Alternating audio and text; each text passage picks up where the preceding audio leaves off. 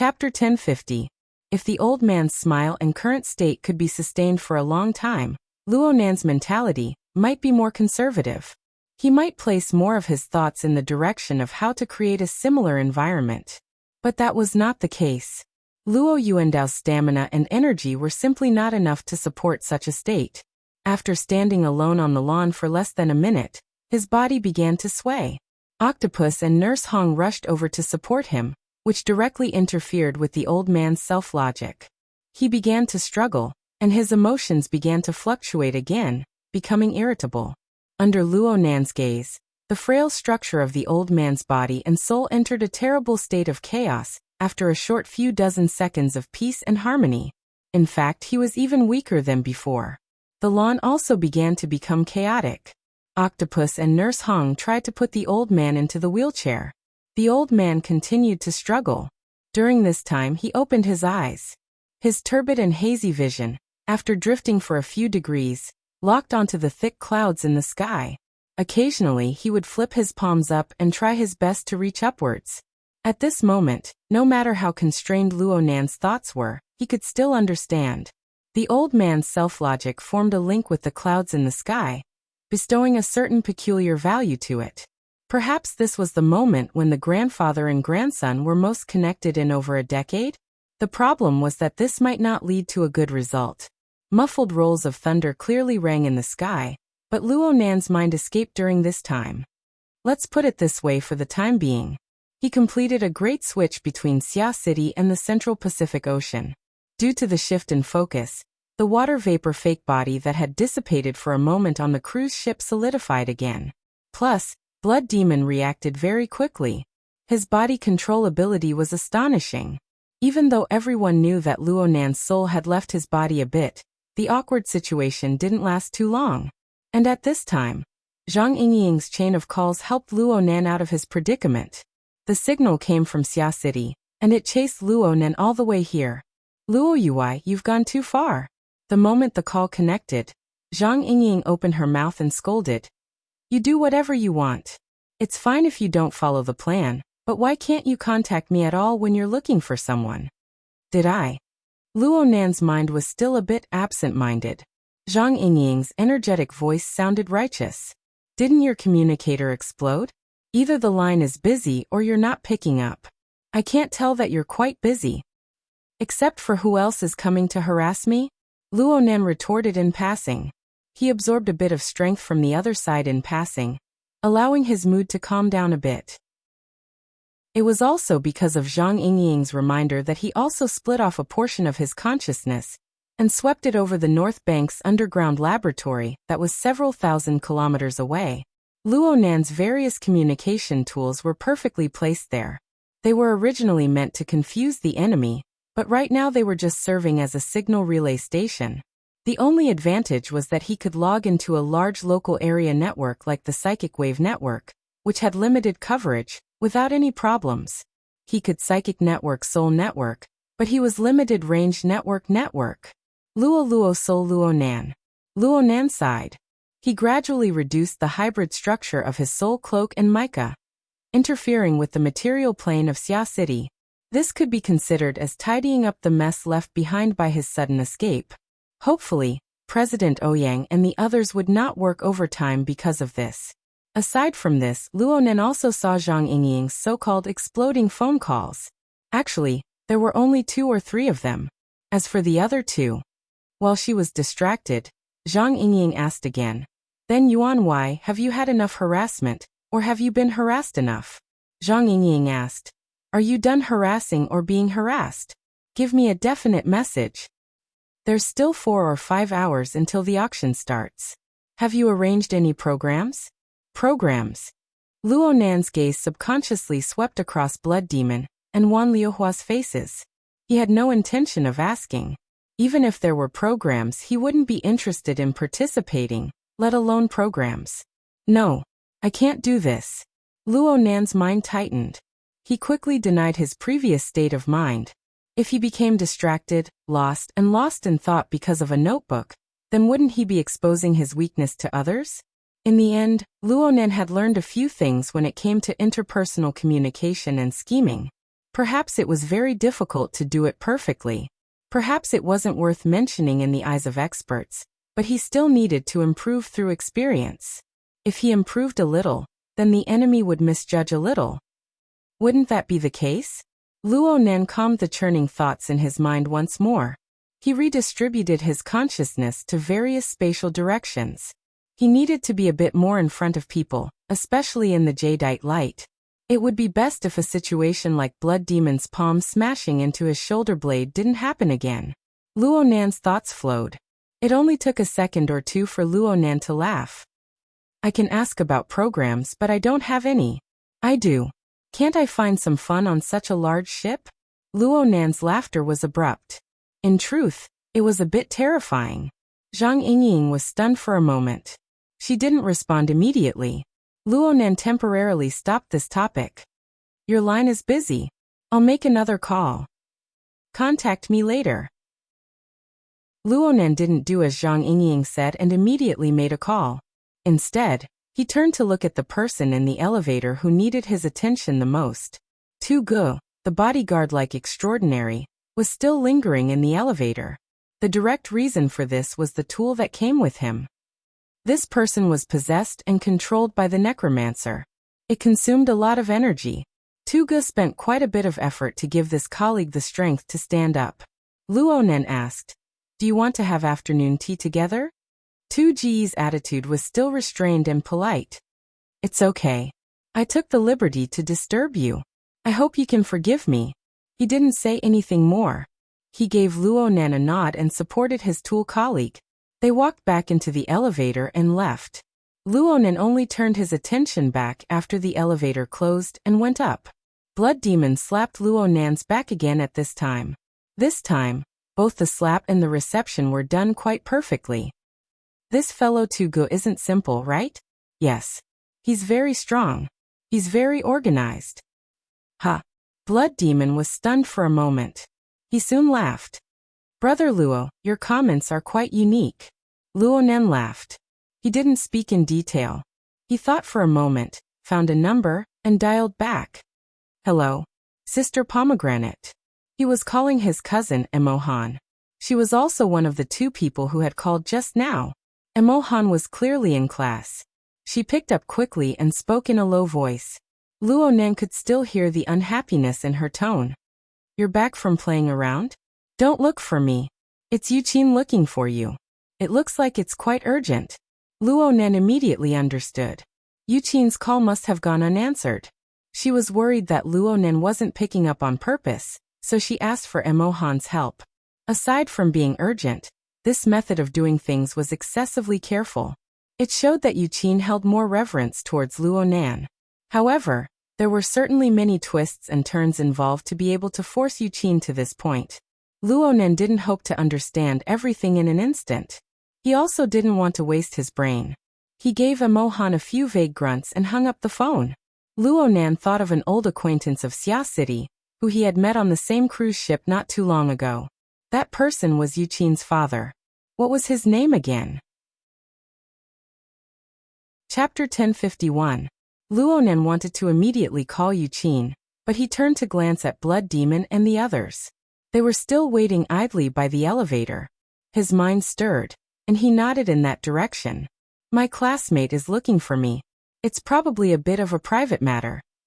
He paused here and said, Actually, you two don't need to keep me company. Isn't Talker and Dr. Bai always following me? Bai Xinyan was fine, but Talker's eyes were wide open.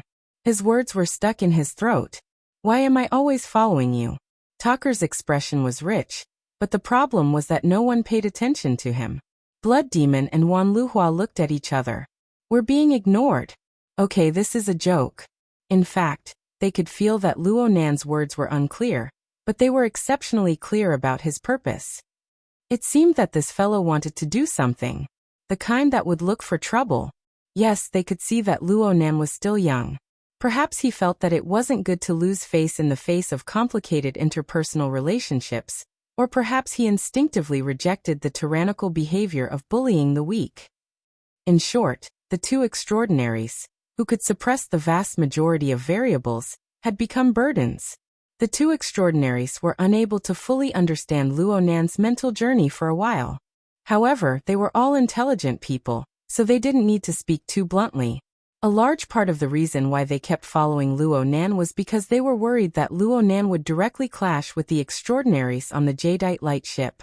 It might even escalate, adding variables to their future plans. Right now, the most troublesome few people had either directly or indirectly met face to face. The possibility of a direct conflict or a violent conflict was already very small. Luo Nan's current state had absolutely no problems with his personal safety. That's fine. I need to go take care of some things. Wan Luhua had been called over by Blood Demon at the last minute. As a high-level member of the Eye of Secret Deeds, there were quite a few matters that needed to be taken care of before entering this huge maelstrom. Wan Luhua did things in a straightforward manner. Since she had spoken, she didn't stay any longer. She entered the elevator, turned around and smiled at Luo Nan. Call me anytime if you need anything. Luo Nan bowed in thanks. Seeing the elevator door close, Blood Demon impatiently clicked his tongue twice. Your luck with women is quite good. Don't look at this master style smiling all the way here. He's usually a fierce character. Luo Nan ignored these senseless words. He just asked, what about you, Mr. Blood Demon? What are your plans? Blood Demon, who was despised again, was still smiling happily. Actually, I hired you to be my artist today. I didn't expect that we would get along so well, and many of the drawings went beyond the scope. Some words came out of the Blood Demon's mouth, but the meaning was the same. I originally wanted to bring you to experience a few small circles, but since you have your own ideas, I can't force you. Since I've already said it, I have to do something about it. How about this? I'll make the arrangements and see if I can find a few who don't look so repulsive. I'll call you later. Okay. Luo Nan answered in a straightforward manner. Why isn't there any sincerity? Didn't you agree? This is a bad omen. The Blood Demon chuckled and said no more. Without using the elevator, he turned around and left with a smile on his face. In this way, only Luo Nan, Tucker, and Bai Xinyan were left in the elevator. From the beginning to the end, no one asked for their opinion. Bai Xinyan was calm and collected. In comparison, Tucker was a little impatient. Yes. Perhaps it was because he had lost two nemesis characters in a row, but he was finally able to breathe. His courage grew when he was angry. After hesitating for a moment, Tucker finally asked the question. Ro. What do you want me to do? He emphasized the word I and blurred out the words, Uncle Luo, at the same time. Luo Nan didn't mind. He just laughed. Be a bodyguard. Since when am I a bodyguard? Aren't you? Then let's be clear about it. Tucker was speechless for a time. Clearly, Luo Nan wasn't going to reason with him. He could only blame Blood Demon for his terrible demonstration. Luo Nan really did have a plan for using Tucker. He had a plan on the plane, forming a basic train of thought. It was just that the details were not clear. The main thing was that Luo Nan's previous experience might not be useful. In any case, there were still a few hours left. This fellow looked like he had rough skin and thick flesh. He should be able to endure being tossed around. Luo Nan had a plan in mind, so he no longer paid attention to Tucker. He had to take care of some miscellaneous matters before doing proper business. He activated his wristband from several thousand kilometers away and contacted Yuqin. The call was answered in an instant. Mr. Luo. They were classmates and alumni. This form of address was far too polite. It was a deformed beginning. It was hard to avoid awkwardness later on. Yuqin wanted peace of mind. Fortunately, they were gradually getting used to it. My father asked for your number just now, Mr. Luo. I didn't tell him directly. Yuqin's words were polite, but she went straight to the point. She really wasn't in the mood to engage in small talk. I think that he might have encountered some trouble. His mind is uneasy. Otherwise, he would have remembered that he contacted you through me at the end of last year. Oh, something like that happened. Luo Nan nodded. He remembered this detail as well. At the same time, he felt that the nickname Xian, that the doll gave Yuqin couldn't be more appropriate. She always had an intelligent and calm personality. My father is currently on the Jadeite light. He said that he saw you not too long ago. Yes, that's right. Yuqin didn't ask why Luo Nan was there. Of course, she didn't say that Mo Han still believed that Luo Nan was still in closed-door training in Xia City's laboratory. She just asked politely and carefully. My father definitely needs help, but that place isn't like Xia City. Mr. Luo, can I give him your number? Sure. Since Luo Nan had returned the call, he had made preparations in this regard. He agreed quite straightforwardly. Yuqin considered things a bit more. When asking for help, she needed to explain the sequence of events as clearly as possible. Only then would she not be embarrassed, and even cause misunderstandings. She carefully considered her words, and did her best to tell Luo Nan everything she knew. My father and my brother are together. They are here to treat the problem of an infection. Yuqin's tongue was nimble. She explained the sequence of events clearly with just a few words. Of course, there were some details that she couldn't grasp. Luo Nan didn't mind because he had already grasped the keywords. Clay's laboratory. Luo Nan's gaze turned to Bai Xinyan. She could be considered half the main character. He grinned and comforted Yuqin. I understand. You don't need to worry. I will understand the specifics of the situation from Uncle. Okay. Otherwise, you can give me Uncle's number. It's the same. Luo Nan's attitude was very polite. He didn't deliberately put on airs. Yuqin clearly let out a breath of relief. She said that she would immediately transfer Luo Nan's number to her father, and let him get in touch with Luo Nan. The call ended quickly and efficiently. Luo Nan quite approved of the other side's attitude. He thought about how he would have to call in a bit, so he simply stopped in the elevator and turned his gaze to Bai Xinyan. What kind of demonic moth are you guys up to now? Bai Xinyan looked a bit surprised. You're talking about Yuqi's son, right? That young man is in Team C. He's a different kind of VIP. No matter how much the laboratory tosses and turns, it wouldn't cause trouble for its future customer. Luo Nan coughed. Start from the beginning. He looked at Bai Xinyan up and down. I found it strange just now. Yuqin's brother, his name is Yuzheng, right? He was infected in Xia City. How did he hook up with you guys across the Pacific Ocean? Oh, the course of the disease isn't right. He was infected at the beginning of the year. It's been almost half a year. If he hasn't been cured by now, then he should be in the severe third stage. Bai Xinyan pursed her lips into a smile. This involves a few problems on the research and technical level. Can you be a bit more direct?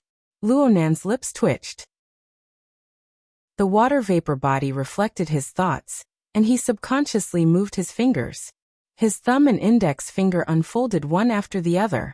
His middle finger was about to come out. It looked like it was going to be the third time soon. It was unknown whether or not Bai Xinyan understood Luo Nan's hand gestures. In any case, she did explain a bit more. Mr. Luo, perhaps you're paying more attention to the auction for this event organized on the Jadeite Light. But the essence of the event is actually an exhibition, and an exchange meeting concerning the research and application of distortion technology. Or perhaps it's a trade fair for the results of distortion research in recent years.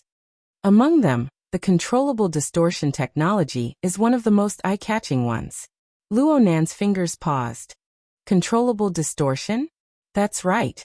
It's using the dangerous external stimulation of distortion infection to find one or even several subversive human evolutionary paths.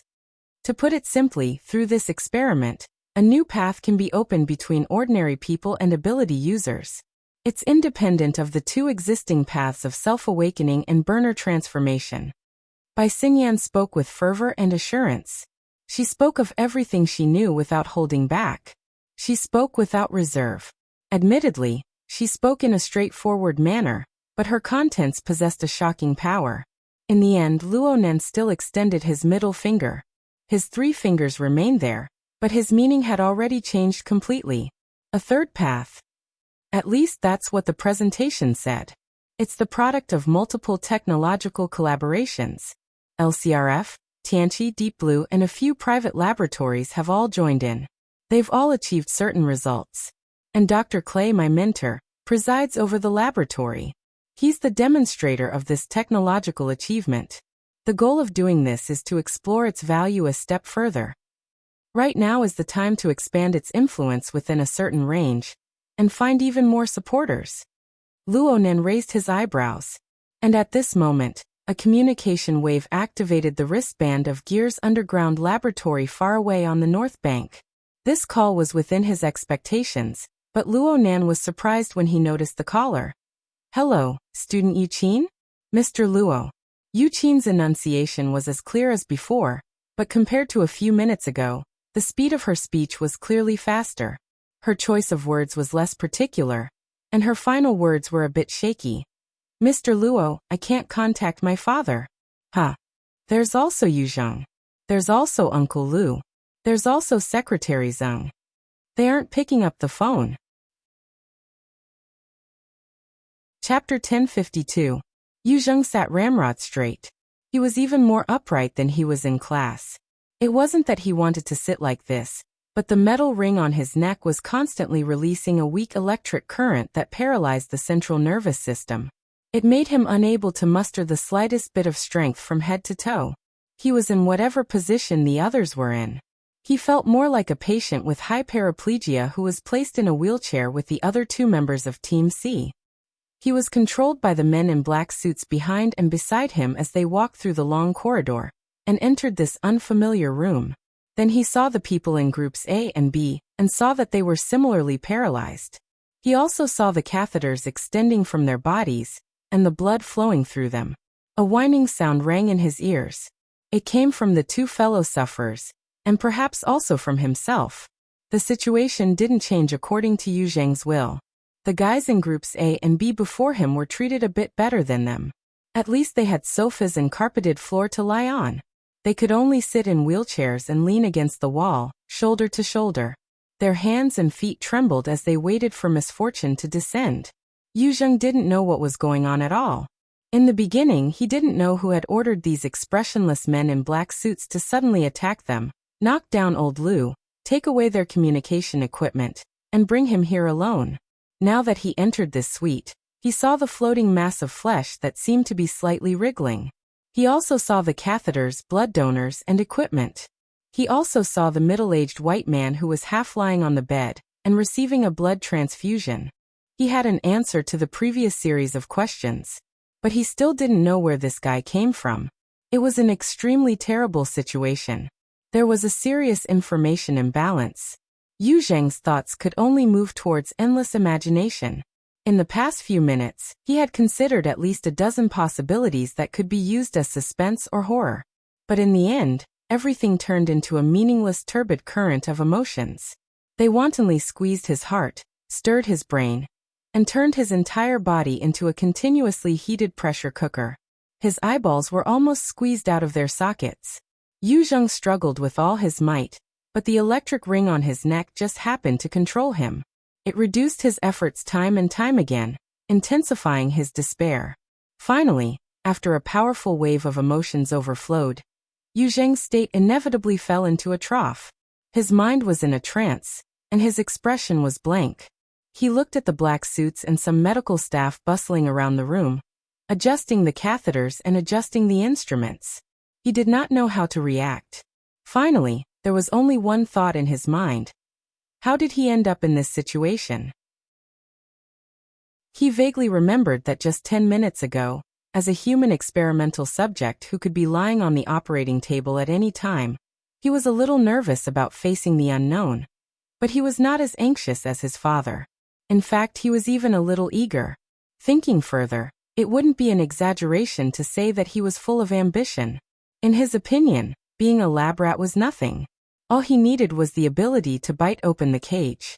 That's what he said, that's what he really thought. But in the current situation, was there something wrong? The script of his life shouldn't be like this. When did I go astray? Yu Zheng's mental state was no longer able to support continuous thought. Very quickly, a few beautiful faces of the opposite sex that he had an intimate relationship with and had participated in many sports with flashed through his mind. It was during that event that he became a mutated infected person. No, that's not right.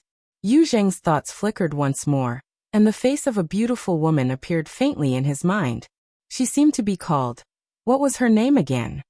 He really couldn't remember, But the appearance of another male youth that appeared soon after became exceptionally deep and clear. Luo Nan.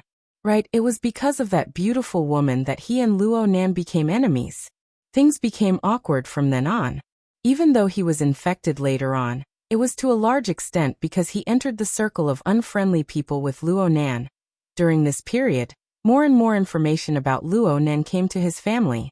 Though Yu Qin and his father intentionally hid it from him, did they really think he was stupid? Even if he was really stupid, a few things were strung together after he came into contact with Clay's laboratory. Yu Zheng had to admit that he was very irritated when he heard the name Luo Nan. He really hated it, but there were a few other elements that were closer to the category of envy, jealousy, and hatred. Yu Qin often bragged to his father behind his back about how amazing this kid was, and what abilities he possessed. Later on, he came into contact with Clay's laboratory and heard about the corresponding group. But basically, most of it was just hearsay. At the very least, Yu Zheng didn't feel it too much. After all, he had only fought with Luo Nan once in a virtual game. What he saw and heard afterward were all about Luo Nan's powerful connections and his inexplicable high social status. Through his deliberate understanding and partial imagination, the relevant concepts could only be manifested in a way that he could understand. Look, that kid who hasn't even shed his fetal hair has a so-called supernatural ability. Beauties immediately fall in love with him. He can call the wind and summon the rain, and he can act unscrupulously. If only I could do this. This was the greatest driving force that pushed Yu Zheng to participate in this experiment. But how did things turn out like this today? If Luo Nan can do it, why can't I do it? How did he do it? What should I do? His chaotic thoughts set off a turbulent flow of emotions once again. Under the effect of the large amounts of hormones secreted by the human body, Yu Zheng's heartbeat grew faster and faster. He unconsciously began to take large breaths, and his vision grew blurry. It was as if that petite and tender youth was standing in front of him. He just stood there without any expression, but that spot clearly sparkled with light. On the other hand, Yu Zheng's side was a sheet of darkness. The boundary between light and darkness wasn't clear. It was as if he could touch it just by extending his hand and stretching his neck. Yu Zheng subconsciously wanted to do this. He believed that he had done it because there was a change in his body. But in reality, someone had pinched his chin and moved it back and forth a few times. Yu Zheng did his best to open his eyes wide, but his severely limited control over his body made it so that he could only see the black suit in front of him. He couldn't even see the person's face clearly. Instructor Wang. The state of C2 is unstable. Is that so? Then, let's put it aside for now. A knock came from the door before Instructor Wang could answer. The room was quiet, and Yu Zheng's thoughts began to return to normal. Perhaps he was stimulated by the words "put it aside for now." He subconsciously received and analyzed the information from the outside world, and he heard Instructor Wang say, "Please come in." The voice wasn't loud, but it felt like it couldn't leave the bedroom. But the door to the outer room opened in the next moment. Someone walked in after the sound of messy footsteps. Instructor Wang called out to them. "Mr. Tuesday," another voice came from behind Instructor Wang. It was probably the main character on the bed. His tone was quite polite. "Mr. Tu, you've worked hard to make a trip here. Yes, I saw that this colleague's condition isn't too good. Send him back." This matter was clearly not important. Mr. Tu spoke a few sentences and changed the topic. But this one, is he about to awaken? Another person answered. C2 was infected on New Year's Eve last year. It's a body fluid infection, and the infection duration is the longest. The laboratory has always been under good control, but since it's Group C, it might not be as stable as Group A and Group B. HM awaken? Instructor Wang's voice sounded again. 3 transformations or awakening? Are they talking about me? Awakening? Yu Zheng listened, not really understanding. But the rapid heartbeat and the burning sensation of his body slowly faded. The phantom of Luo Nan was no longer in front of him. Next, he went through a messy round of tests and judgments. It wasn't easy for him to slow down, but he heard Mr. Tu's slightly raised tone. Stopped. Just as he finished speaking, there was another knock on the door. Chapter 1053. At the door of the suite, Talker's calves were twitching as he looked at the still closed door. The thick wooden door could not block out the two cold and tyrannical auras in the room. He could be considered a strong person in the physical body, but there was still a qualitative difference between him and the two in the room. After all, that was an extraordinary. Talker's brain was quite useful, but he could not understand at all. How did Luo Nan find this place? Was he really helping a classmate? Please this reason. Talker was speechless. On the other side, Bai Xinyan looked calm. Perhaps it was because she had been in charge of contacting the relevant parties and trying to communicate with them first, so she had no time to be nervous? Bulsh *T. Talker would rather take over her task. After all, it was destined to be useless. Moreover, he could take the opportunity to spread some news. It was not that Talker did not have such an opportunity on his way here, but he did not have the guts to do so. Luo Nan, who had been flipping through the notebook all along the way, inexplicably gave him an enormous pressure. It was as if there was an incorporeal demonic eye that could see through his internal organs, his mind, and his thoughts. Perhaps Luo Nan was even devising a plan to kill him? Even if it was a misconception, Talker didn't have the guts to test it with his own life. He had been letting his imagination run wild for quite a while. It had been at least 10 seconds since he had knocked on the door, but there was no response from the other side. This was normal. He could sense the situation behind the door, so naturally, the other side would not ignore the abnormalities outside. Maintaining silence was already a kind of attitude. Talker hoped that things would end here. He hoped that everyone would have a tacit understanding to give each other some face and never cross the door in front of him. The problem was that the development of the situation was destined to not go as he wished. Luo Nan flipped to the last page of the notebook in his hands once more. Then he closed the notebook and let out a light breath. He spoke very calmly. Maybe he didn't hear it. Knock again. Talker felt his scalp tingle as he listened. His heart was filled with unwillingness, but his arm was completely out of his control. He obediently reached out and pressed the doorbell. There was still no response from the other side of the door. It was also at this time that Talker saw Luo Nan reach out his hand to the side. Of course, Luo Nan wasn't knocking on the door. Instead, he made a casual grabbing motion. A cloud of mist seemed to splash into the air. A pitch-black suitcase was pulled out from the mist by Luo Nan. Give me a hand. Talker's brain still wasn't working. He just followed Luo Nan's instructions. He stupidly reached out his hand and used it as a platform, allowing Luo Nan to place the suitcase in his hand. The chest was opened by Luo Nan. Talker did not know what was inside, nor did he dare to look in detail. She just watched as Luo Nan placed the notebook inside, and took out a pen-like object from the center. There was also a square-cut piece of cloth and the like. Soon the box was closed. In the very next second, Talker's palm was moist, almost as though a stream of water was running through his palm. It was incredibly refreshing. And most importantly, the box sank right into his palm, vanishing without a trace. Magic? Spells? Talker was a knowledgeable person, so he wouldn't make a big fuss over nothing. But the problem was that he could clearly feel that from the beginning to the end, the vital energy in his body was smooth and without any ripples, and it didn't cause any disturbance. Moreover, this wasn't under his control. It was Luo Nan. It was this young man before his eyes. Luo Nan had groomed him in a refreshing manner. There was no need for Luo Nan to use his spells. Talker's palm was damp. There was no doubt that he was a tool through and through in Luo Nan's hands. As for how Luo Nan did it, Talker no longer had the courage to think deeply about it. Open the door. Luo Nan's command had completely replaced Talker's thoughts. He simply didn't think too much about it. He just opened the locked door without much effort. Luo Nan didn't pass on this responsibility. He walked straight in. Talker's mind was still in a blank state as he followed behind Luo Nan. Bai Xinyan was at the very back. Just as they entered the door, a series of metallic mechanical sounds rang out in front of them. All the men in black suits in the living room had pulled out their guns. They aimed uniformly at Talker. They were clearly in a state of waiting to fire. There was even a person in the middle who yelled loudly, "This is a private room. Get out immediately."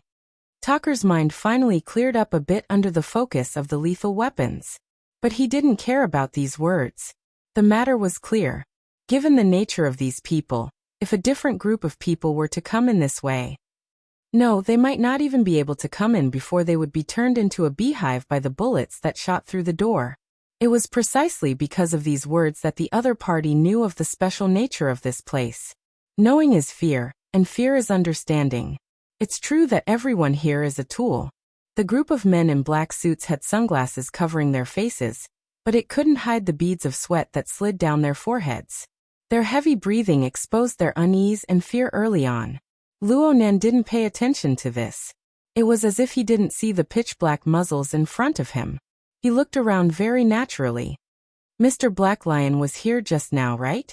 He returned the notebook that my family had left outside to its rightful owner. That's why he came to express his thanks.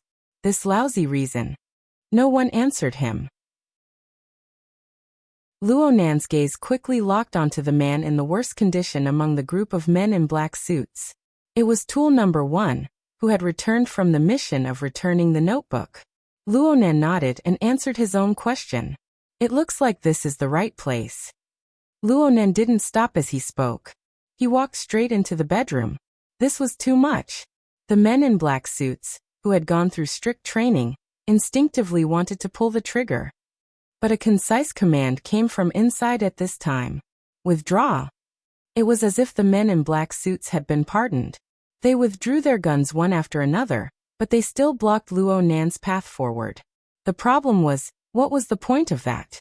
Luo Nan had made up his mind long ago. He completely ignored the obstacles in front of him. Actually, this couldn't be considered an obstacle for his water vapor body. His footsteps didn't stop. He went straight forward and made contact with the wall of men in black suits in the blink of an eye. The latter didn't have any effect in blocking Luo Nan. Luo Nan's water vapor body was illusory. It was as if it came from another world. The two sides didn't intersect. It just passed right through. Halt! The man who had just given the order spoke once more. What was faster than his voice was the air that suddenly solidified like an iron wall. At this moment, the flow of air in the living room of the suite seemed to have completely frozen. Everyone's breath didn't even pass through their noses and mouths. Even Tucker, who had a fleshly body, felt his skin tighten. The breath of his entire body suddenly turned muddy, and the flow of his blood and energy wasn't smooth. He subconsciously took a step back and took a defensive stance. He nearly bumped into Bai Xinyan. When he looked forward again, he saw the two men in black suits blocking the bedroom door. They were like a door that had been forcefully opened.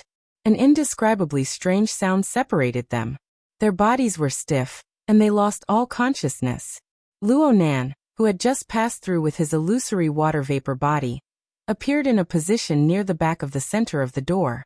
His fake body was clearly sluggish, and there seemed to be faint wisps of water vapor emitting from it. In the next moment, his entire body distorted and collapsed. Behind him was a young man dressed like a bodyguard in a black suit, but his skin was a bit strange and gray. Instructor. Wang Yong. Tucker called out instinctively, but Wang Yong ignored him. Instead, he turned his head. At the same time, Luo Nan's calm voice came from inside the bedroom. As expected, Mr. Tu is also here. Actually, I forgot to say something just now. You don't mind taking up a bit of your time, right? Oh, this scene is truly extravagant. Chapter 1054. The situation before him made Tucker want to die. No, he absolutely didn't want to die. But in the current situation, there was a high probability that he would be killed here as a fish in the pond. Tucker knew who Wang Yong was. He was an extraordinaire who had been nurtured by a certain someone with all their might. He seemed to be the only one under the name of the LCRF. This person was very young, probably in his early 30s. Even if he was repeatedly questioned because of his independence and personal ownership, an extraordinary was an extraordinary. It was not Tucker's place to comment. If he really got angry, he wouldn't be able to do anything to the person in question. If he wanted to vent his anger on someone else, whoever stood in front of him would be the unlucky one. Wang Yong's skin color was already strange, and now it was even uglier. Tucker wanted to hide his body, But even though there were many muscular men in the suite, his body was the most conspicuous one. The thoughts in his mind could only be considered as wishful thinking.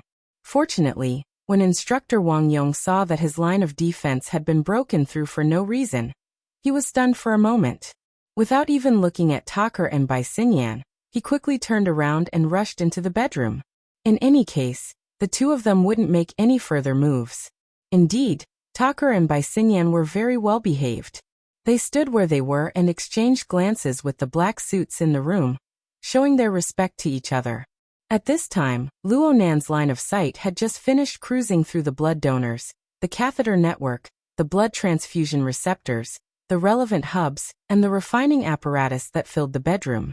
In the end, he turned to Tu Ji's face and said, 2 or 3 extraordinaries circling around. Meaningless consumption and waste. This must be the legendary money ability. Luo Nan could see, at least from the perspective of others, that the situation in this bedroom was just a topic of conversation between Luo Nan and others. However, Tu Gu was not very cooperative. He maintained a calm attitude and remained silent. Luo Nan opened his mouth, and the rest was very calm. He raised the brush and cloth in his hand and waved them in front of Tu Ji's eyes. Earlier, I promised Mr. Blood Demon that I would draw a batch of portraits of extraordinaries for his magazine. Of course, the other techniques are too time-consuming. I'm prepared to give him a sketch. I hope he can accept it. I've tentatively decided on 13, but the problem is that the total number of extraordinaries I've seen might not be that many. It must be a lie. Tucker could not help but curl his lips when Ronan's voice reached the living room. Why is it that almost all of the news I've heard about you is about opposing extraordinaries? The other people in the room weren't interested in tangling with these details. Wang Yong, who entered the room after Luo Nan, fixed his gaze on the object in Luo Nan's hand. If Luo Nan relied purely on the semi-incorporeal quality of his water vapor body to pass through the living room's defense line, Wang Yong would have accepted it. But there was a problem. Luo Nan was holding a real object in his hand, so the penetration just now was completely unreasonable. To be more precise, it was beyond common sense. Wang Yong thought of a possibility. A spatial fault? Distortion? A space-time domain technique? That was what he thought and asked. Excuse me. Luo Nan turned around to look at him. He greeted him with a smile. This is Instructor Wang Yong? This is the first time we've met. Sorry for being presumptuous just now. Let me ask, are you interested in participating?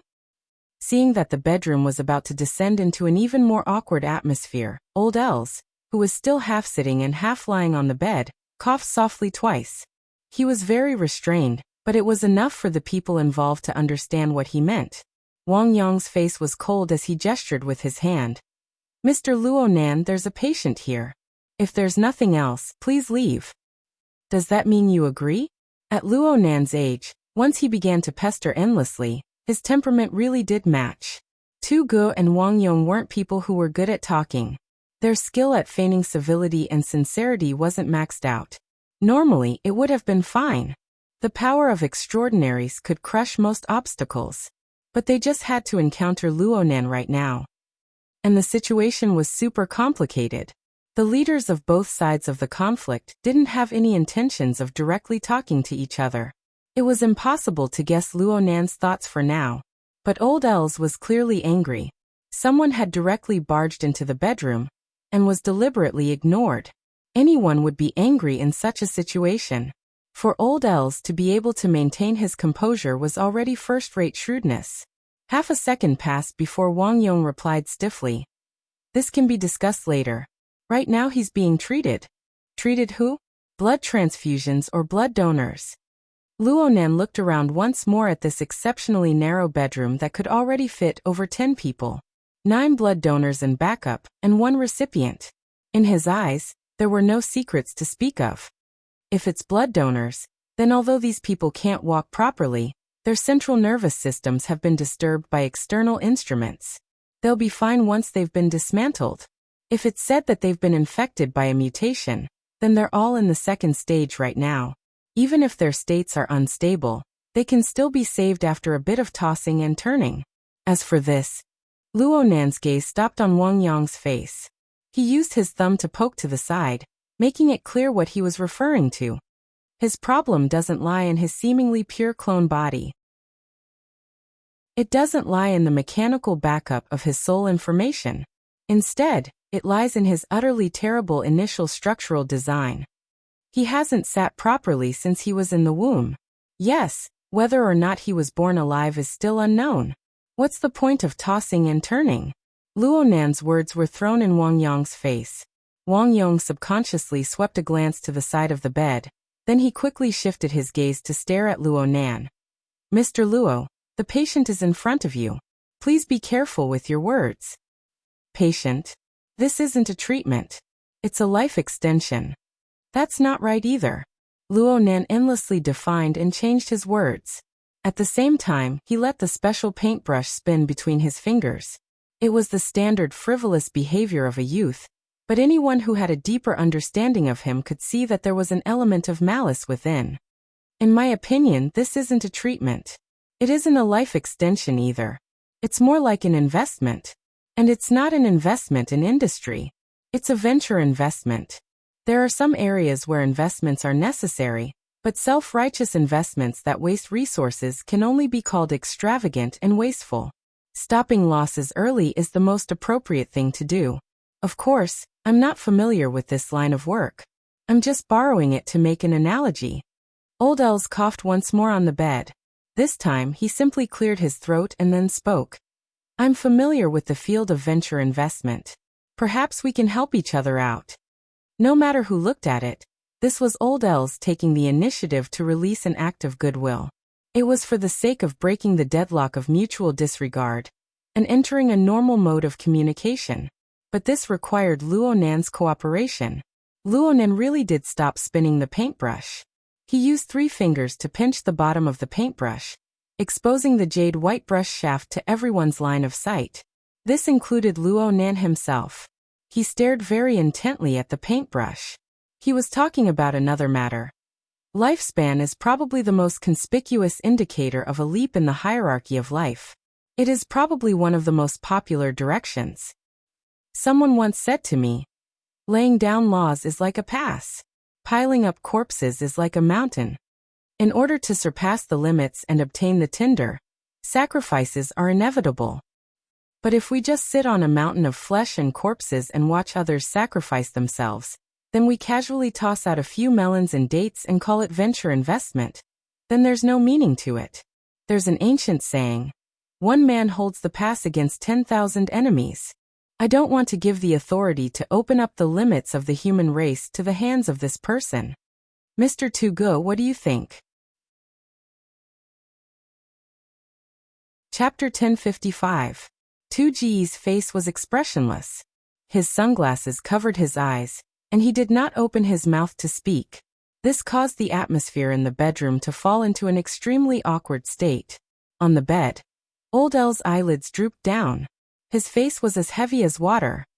He did not look at Luo Nan again, but Luo Nan's image had already been outlined in his mind. It was just that it was not clear.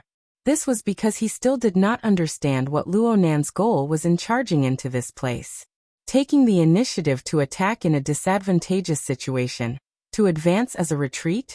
This was very logical. Old matters. Resentment and revenge? It could be related to this. Or perhaps it was purely out of righteous indignation. Though this was laughable, it was not impossible at this age. Though he was lying on the bed, he still received some relevant information. If there was enough time and the atmosphere was suitable, Old Els was confident that he could unravel the cocoon. Unfortunately, this young man was close at hand right now, and his actions showed off his abilities. It was not that Old Els had never experienced this sort of thing in his rich life. Of course he knew that the most reasonable method right now was to take a step back. At the very least, there was no need for Li Wei, Wang Yu, Abner, and the others to bear the brunt of this. And indeed he had done so. The problem was that the young man was pressing him step by step. Therefore this was not an exchange or negotiation at all. It was a warning of death with a gun barrel pressed against his forehead. This young man really had the intent to kill stirred. Right now he was more and more convinced that Luo Nan really was acting out of that laughable righteous indignation. Old L's eyelids lifted up slightly, and he quickly glanced at Wang Yong beside him. This was the assurance of consulting a professional. Wang Yong muttered to himself for a moment before nodding. Old L's understood. His eyelids closed once more, and he let out a long sigh. I'm tired. This was tantamount to giving an order. Wang Yong responded by extending his hand towards Luo Nan once more. He gestured outwards, but Luo Nan nodded before Wang Yong could speak. Everyone's tired. It must be said that this was the first time Luo Nan responded to L's words since he entered the room. His true intentions were revealed. Everyone should go wherever they need to go. What's the point of staying here and wasting resources? Talker, come over and move people. Also, can you help out here? As the voice traveled outside, Tucker felt a chill from his scalp all the way down to his entire head, chest, spine, and legs. However, there seemed to be an invisible rope in the air that was holding his neck, and even hooked onto his shoulder blades and tendons all over his body. Like a puppet being controlled, it pulled him forward. At this time, Old Els finally laughed out loud. When he saw that Luo Nan was about to sweep the room clean of blood donors, he felt that his boots had finally landed on the ground. His heart actually felt a bit carefree. Mr. Luo Nan, these are specially arranged treatment equipment. It's best to listen to the opinions of professionals before dismantling and installing them, okay? Professional? Are you as good as me? For a moment, the people in the room were speechless. It was not easy for him to connect the sharp young face in front of him with the concept of an expert. Yes, isn't he a professional? In the past, Luo Nan was fully deserving of being a master of the mental side theory of the inner world. Not to mention the live broadcast that shook the entire world on the beach of T-City. Luo Nan had clearly established a domain of authority in the field of life configuration.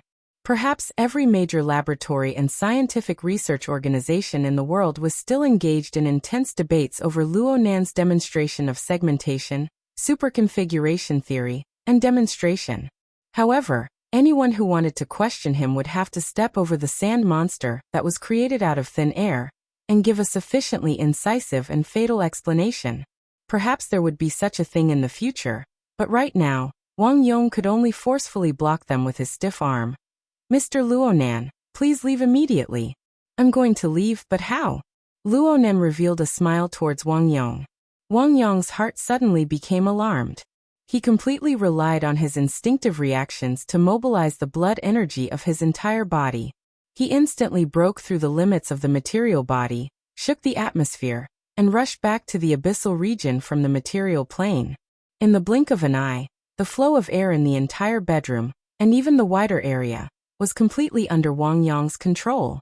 A muffled howl rang out in the room, but it was soon cut off.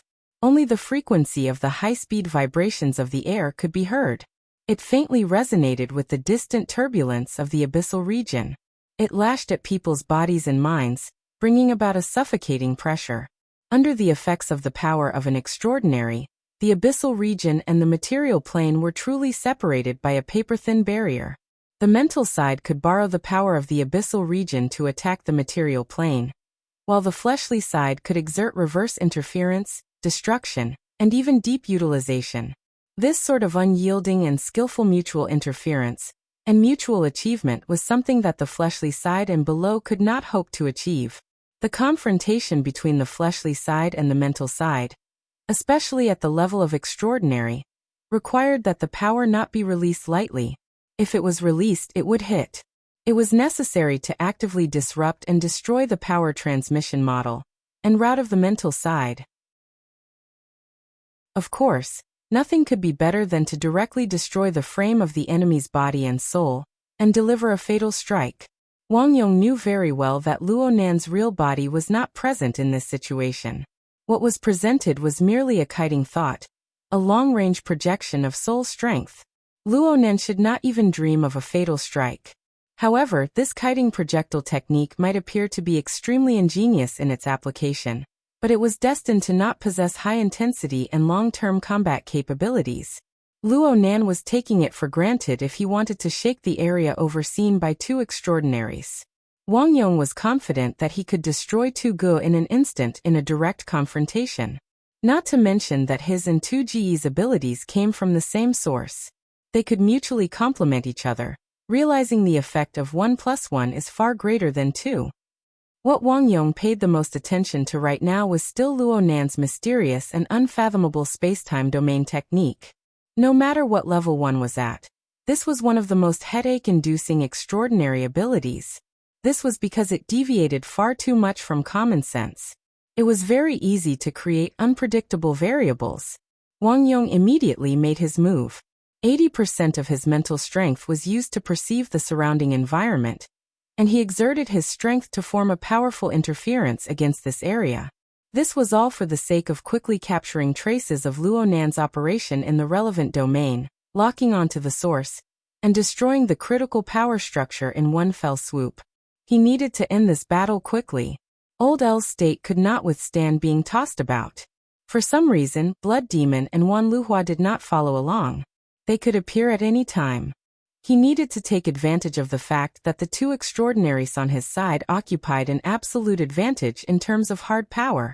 He needed to use the peerless defense of 2Ge to back him up. He needed to eliminate the danger in one fell swoop while it was still in its budding state. As for how to deal with the aftermath, there were naturally more professional people who would worry about it. Wang Yong was a meticulous person, and because of his professional habits, he thought very far and very comprehensively. His judgment was indeed quite on the level. His powerful energy of blood and energy imprisoned the air and charged against the abyss, forcefully choking the flood dragon like turbulence. He seized the opportunity to subdue it for his own use. Luo Nan, who was at an absolute disadvantage in strength, had his water vapor body warp and blur. The stimulation, control, and conduction of his soul strength were not that clear. However, Wang Yong was still able to capture the strands that flowed in secret. They were like cow tendons and bowstrings. They hummed and trembled in the most chaotic corner. They shuttled back and forth within the incomprehensible folds of space. They each had their own direction, but they also intertwined and weaved. It was as if they wanted to turn this limited space in the bedroom into a magic cloak that could be easily manipulated. This was already the limit of what Wang Yong could sense. Some of it was even a figment of his imagination that relied on theory and experience. He was even more unclear on the details and purpose of Luo Nan's wave of movements. But this was already enough to help him capture the relatively clear range of effect of the power. He immediately mobilized his most advantageous power to forcefully break through. This series of senses, adjustments, and force exertion were rich and complex in detail. But when restored to the range that the vast majority of people could see, it was nothing more than Wang Yong taking a step and swinging his arm. There weren't even any clear movements of a punch. The entire bedroom, including the living room outside, suddenly sunk into a stifling silence. What followed was the frantic wringing of blood under the effect of the difference in internal and external pressure. Practically everyone's blood and energy instantly surged to the top of their heads in this simple movement. This had nothing to do with emotions. It was completely the power of an extraordinaire. It dominated the direction and flow of everything within the relevant range. Aside from 2Ge, the only one who enjoyed immunity was Old Els. He maintained his original posture as he watched Luo Nan's body, which he could not see any abnormalities before, suddenly warp and turn incorporeal. It was like the gurgling smoke of a humidifier. Soon, it disappeared without a trace. As for the blood donors in the room, as well as the bodyguards and personal staff who were caught in the crossfire, each and every one of their faces were flushed red. Some of them were even on the verge of collapsing. They were on the verge of fainting. Old Els frowned as he sighed in admiration at this supernatural power. He did not know whether or not this sort of attack would negatively affect the blood donors. Frankly speaking, he did not know whether or not it would negatively affect his own treatment. He hesitated for a moment, but he still chose to believe in the professionals. He did not say anything to interfere. He just narrowed his eyes and attentively sensed the changes within this body. If everything was normal. Ugh. Old Els suddenly felt his heartbeat speed up, and it was completely irregular. It was like the problem of atrial fibrillation that had accompanied his body for dozens of years. He was not unfamiliar with this phenomenon, yet it came without reason. Old Els suddenly opened his eyes. And at this time, the various instruments that had been connected to his body all this time had already issued an alarm. Old Els felt that he should be a bit calmer, but the increasingly intense fluctuations of his heartbeat made him call out in a low voice. Wang Yong. The first to react was not Wang Yong. It was Tu Ge, who had been standing at the end of the bed all this time as the last line of defense. His reaction was very strange. He suddenly turned his head amidst Old El's cry. His line of sight was directed at the deformed sarcoma that was suspended in midair. It was connected to many conduits. This was the core transformation center provided by the Black Lion. It was the key to treating Old El's illness. Over here. Tu Ge's reminder was directed at Wang Yong, but Wang Yong himself had moved a bit earlier. He directly extended his hand to grab the sarcoma. Old Els was a bit baffled. He was actually able to follow this series of changes in movement. He was even able to see that before Tu Ge's palm touched the sarcoma, the ugly little thing had already begun to throb on its own. It was like a heart that was exposed to the outside. Or perhaps it was the only organ of an invisible fiendish demon that could be captured by the human eye. This was all Old Els could see. After his violently trembling heart broke through a certain threshold, it instantly destroyed his observation ability and crushed his rationality and will. He pinched his chest hard, wanting to speak, but he could no longer spit out a word. He could only vaguely hear Wang Yong's angry shout. Chapter 1056. The sudden collapse of Old El's heart rate also destroyed the offensive and defensive design and tacit understanding that Wang Yong and Tu Ge had formed. Wang Yong was actually at a loss for a time as Old Els twitched and struggled for his life on the bed. Where was Luo Nan? What kind of method would he use? How did he do it? At this moment, Wang Yong's surging qi and blood covered every inch of the bedroom and formed a highly compatible resonance with the turbulence in the abyss area. According to common sense, there was no creature that could stir up trouble in this kind of environment. Even if it was a darksider life form of legend, as long as it approached the material plane, it would similarly leave behind traces in this kind of powerful force field. Wang Yong could accept Luo Nan escaping into the depths of space, entering the depths of the abyss region, or even ascending the polar domain when Luo Nan saw that the situation was far from good. He could use his usual logic to explain it. But now, what was going on with the bright red sarcoma that was pulsating freely in the air and seemed to possess an incredible life rhythm? The tentacles, that were originally delivering the transformation fluid to Old Els, were baring their fangs and brandishing their claws in the air. What's going on? Seeing this, Wang Yongda had to make a temporary conclusion. He didn't know when, but the core of Luo Nan's power, which he had been sensing and capturing all this time, had already shifted to this ugly red sarcoma. In other words, Luo Nan had obtained control over the sarcoma. He had precisely grasped the most core link of the entire treatment system, directly threatening Old El's life. Even if it was just a clone, it wouldn't be easy for someone to steal their base, but it was still under their control. Tu Ge's reaction was already considered fast, but as Old Els struggled on the bed, he had to stop his palm that was already reaching for the tumor. Tu Ge was very clear, and so was Wang Yong. If this clone died here, with Old El's terrible condition, he really did not know if he would have another chance to calmly move. What was the Black Lion doing if such a deadly piece of equipment was casually stolen by others? What were the two of them doing at the scene? Tu Ge was still all right, as he was always calm and collected. As for Wang Yong, his originally ugly complexion was now covered with a layer of oily sheen, as if venom could come out at any time. The other people in the room had suffered from the blood vitality impact just now and were purely a burden. Wang Yong subconsciously wanted to go to the bedside to deal with Old El's terrible state. At this moment, a word popped out of Tu Ge's mouth. Change. As the voice entered his ears, a sudden burst of gunfire came from outside the bedroom. The incident in the bedroom also caused chaos in the outside room.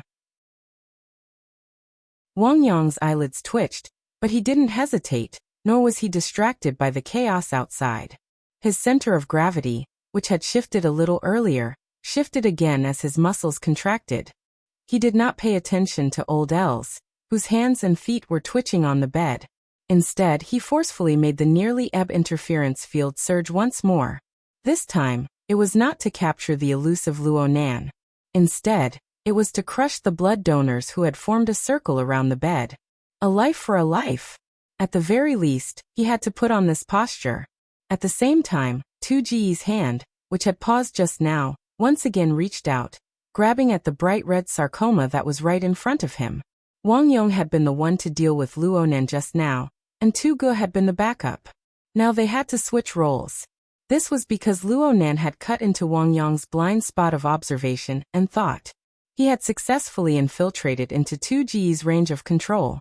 Actually, Wang Yong still had doubts in his mind right now. Was Luo Nan's soul strength projection really inside that tumor? There were no changes in his visual space, but his sensory space was a mess. Luo Nan had already completely excluded Wang Yong from the main battlefield within the span of a few breaths under this chaotic mental judgment. Therefore, a switch was necessary. If Wang Yong didn't want to be a bystander at this critical moment, then he needed to display the deterrent power of an extraordinary, even if his actions were more despicable. Under the radiation of the power of three extraordinaries, all the other living beings within the entire suite were so weak that they weren't even worth mentioning. Therefore, this sort of switch in focus and direction was completely a gamble on the value of the target in each person's heart. Did Luo Nan really have a bit of weak humanity left in him, just like in the legends? Could Wang Yong and Tu Ge replace old Els in making such a fatal decision? In any case, not a single side had any intention of pulling back in this relatively cramped space at this moment. There was even a bomb that smashed in forcefully. Amidst the muffled explosion, Yu Zheng and the other blood donors who had yet to complete their intubation were suddenly blasted apart into an enormous hole in the wall. The door connecting the living room and the bedroom in this suite was relatively narrow and conservative. It paid more attention to privacy, so the bodyguards outside could easily surround the door. However, there were still some problems with the room structure of the cruise ship when faced with inhuman power. The partition was assembled from light steel keel plasterboard. It looked like a complete piece, but in reality, there was a relatively large gap between the keel steel inside the plasterboard. The fellow who had smashed in had leaped out from the gap between the metal frames, perfectly avoiding the blood donors who didn't have any defensive capabilities. He had met Wang Yong's fists with equal precision. Talker. Wang Yong recognized this logistics tycoon from the Central Pacific Ocean. He knew that Talker was the adopted son of Bai Hao, the flesh and blood of Masterdom. In a certain sense, it would be more appropriate to describe them as allies. But it was this fellow who had broken through the wall, charging straight at Wang Yong's fist. In the time it took for a spark to fly off a flint, Wang Yong saw the fellow's face. His face, which could be described as tyrannical and mighty, was now brimming with fear that completely contradicted his actions. It was to the extent that his entire facial structure was distorted. The tattoo on his cheek was infused with despair, as if it had transformed into an ominous demon snake that was slithering on his face. Wang Yong frowned and subconsciously slowed down his hand. The momentum of Talker's charge was astonishing, but it wasn't a threat to an extraordinary. He didn't want to offend two important figures of the same camp because of this kind of man-made accident. Just as Wang Yong's fist changed from hard to soft, a dazzling light suddenly exploded from the corner of his eye.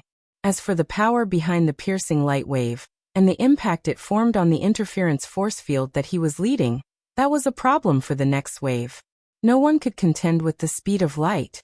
Therefore, Wang Yong could only watch helplessly as the electric chain of light wave brushed past Talker's head, which he had accidentally left behind, and cut right into Talker's chest. Talker's mouth was wide open, but he couldn't say anything. Or rather, the power that erupted from his body had drowned out everything. It was a powerful explosion. Most importantly, it had formed a strong collision with Wang Yong's previously powerful but relatively restrained control mode. The air exploded and the abyss shook. The network of blood transfusion catheters that crisscrossed like a spider web in the room instantly twisted and ruptured. The blood and transfusion fluids that were still flowing through the catheters were thrown all over the place, creating a mess. Chapter 1057. Most of the liquid droplets that were flung out did not even have the chance to land on the ground before they were directly crushed or even vaporized by the extreme power that surged back and forth in the room. The entire room instantly turned into a full-powered boiler. The boiling air rapidly expanded, and in the next second, there was a second explosion. The floor-to-ceiling window on the side of the bedroom that led to the balcony couldn't withstand the air pressure in this narrow space at all, and shattered with a bang. The curtains were wrapped in glass shards and twisted alloy frames. As if swept by a storm, they were blown to the lower deck and the surface of the sea beyond. There were also 2 blood donors who were originally lying near the floor-to-ceiling windows. They were also swept up by the storm and slid against the reinforced glass railings of the balcony. Fortunately, the reinforced glass of the railings was of high quality. In the relatively open space, it was still relatively intact, so the 2 unlucky people did not suffer too much. After the storm in the house blew out, it was the turn of the airflow from the sea to flow back, mixed with moist water vapor. The clouds outside were getting lower and lower, almost merging with the surface of the sea. It was as if a heavy downpour could happen at any time. To the people in the eye of the storm, these were meaningless details. However, with such a commotion, it was inevitable that things would go out of control. Leaving aside the chaos on the lower deck on this side, the gunshots and explosions that echoed from the advanced suites at the bow of the ship instantly pushed a large number of so-called upper-class people in the area into the illusion that they had been attacked by terrorists. Panic and chaos quickly spread. Compared to the imaginary commotion caused by the fragmented information, the explosion in the Abyss district that changed from restraint to unrestrained was obviously more intuitive for some people. Once again, the Jadeite light cruiser was too small for an extraordinary. Everyone was able to pretend that they didn't know anything during the first wave of attacks. But when the sudden and powerful clash appeared, the minds of the many extraordinaries, who were previously confused and dizzy by Luo Nan's endless scriptures, couldn't help but be roused. They cast their senses over here one after another. Everything was open and aboveboard. This was especially true for the few psychics. In fact, some of the B-class mental side experts could also sense this commotion. However, they were limited by their abilities, or perhaps they were directly scared off by the dangerous environment where extraordinary consciousnesses gathered. Without a doubt, attention was also a distraction. If it was any other time, it would have been fine. However, the current Wang Yong was being stirred up by the continuous changes. Once it dispersed. How unlucky! But then again, the way this energy works is so familiar. Who was it again? Regardless of the reason, Wang Yong's absent-mindedness had indeed given Tucker some space and time to stretch himself. And Tucker did indeed seize this opportunity. Well, let's just say he did. His body, which was far more robust than an ordinary person's, was driven by that explosive power. Like a bowstring that was released after it was fully drawn, he suddenly stretched out, not caring about any damage. Blood had already seeped out of his ears, nose and mouth, and his eyeballs were completely red. It was obvious that withstanding this kind of power that exceeded the limits of the human body was a huge burden on his body. However, the fact that he was able to withstand this power without dying proved that he had the qualifications to struggle for survival. His mouth was still wide open, and no discernible sound came from his throat. There was only a muffled explosion that directly compressed the air and forcefully broke through Wang Yong's control. It was as if a clap of thunder rang in his ears. Even earlier than the thunder, there were bolts of lightning and fire.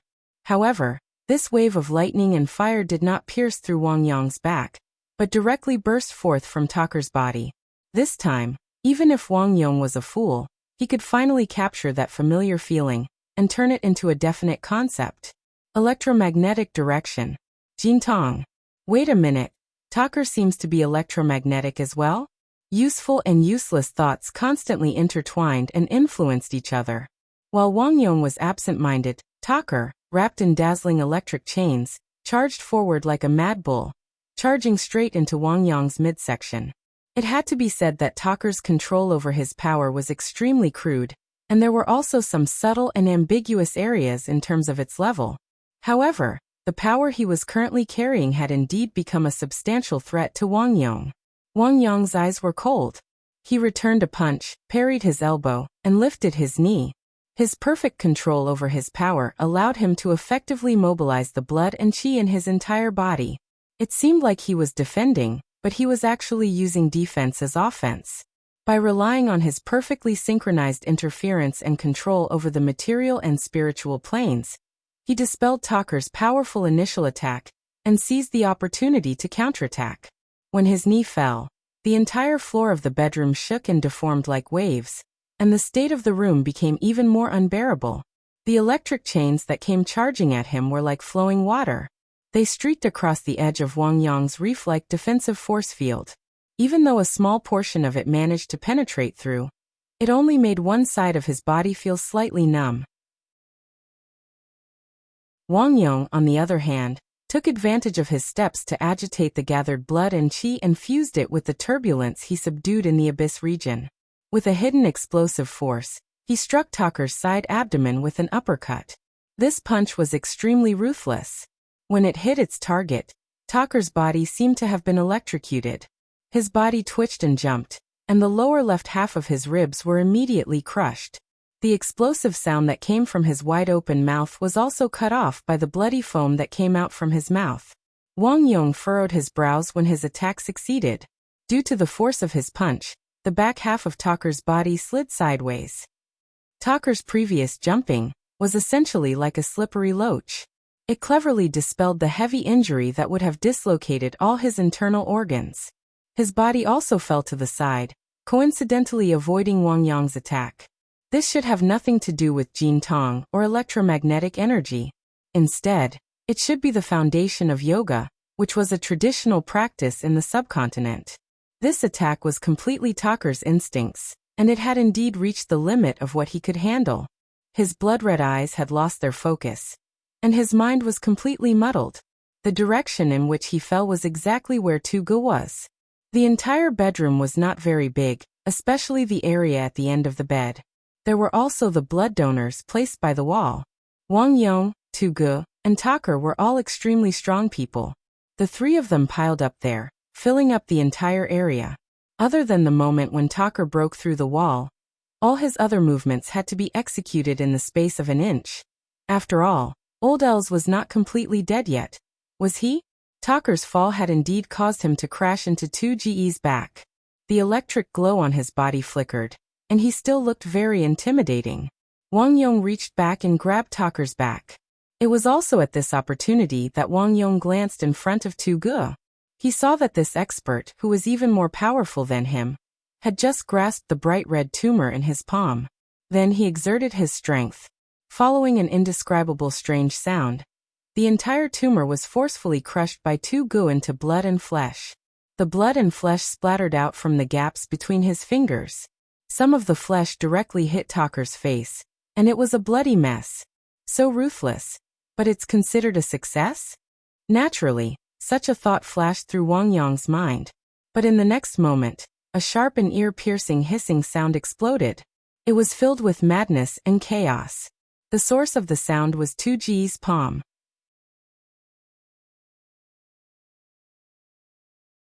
Chapter 1058. This howl exploded strangely and fiercely. It had a kind of reckless intent of annihilation. Its characteristics were like a barrel of intense kerosene. It detonated in the abyss region, and then rushed back to the material plane. A wave of interference surged. It was extremely vicious. Even with Wang Yong's abilities, his eardrums still hurt slightly. His mind became dizzy, but this didn't hinder his judgment. It's Black Lion. He left behind a poison curse. Black Lion ran amok in Africa. He was an expert in death and plague curse techniques. With the importance of the sarcoma, it was normal for him to set up a backup plan. But Luonan didn't explode it when he attacked Black Lion. He only released it now. What was the meaning of this? Caught off guard, Wang Yong was swept by the poison curse and suffered a small loss. Tu Ge, who was at the point of the poison curse's explosion, received an even greater impact. Wang Yong saw that Tu Ge's sleeve, where he had crushed the sarcoma, had a clear ripple. The ripple traveled upwards, causing Tu Ge's upper body to lean back slightly. The blood vessels on the side of his neck bulged slightly. But that was all. Tu Gu casually flung away the remaining flesh and blood from his palm. Half of his face was covered by his sunglasses, but no changes could be seen.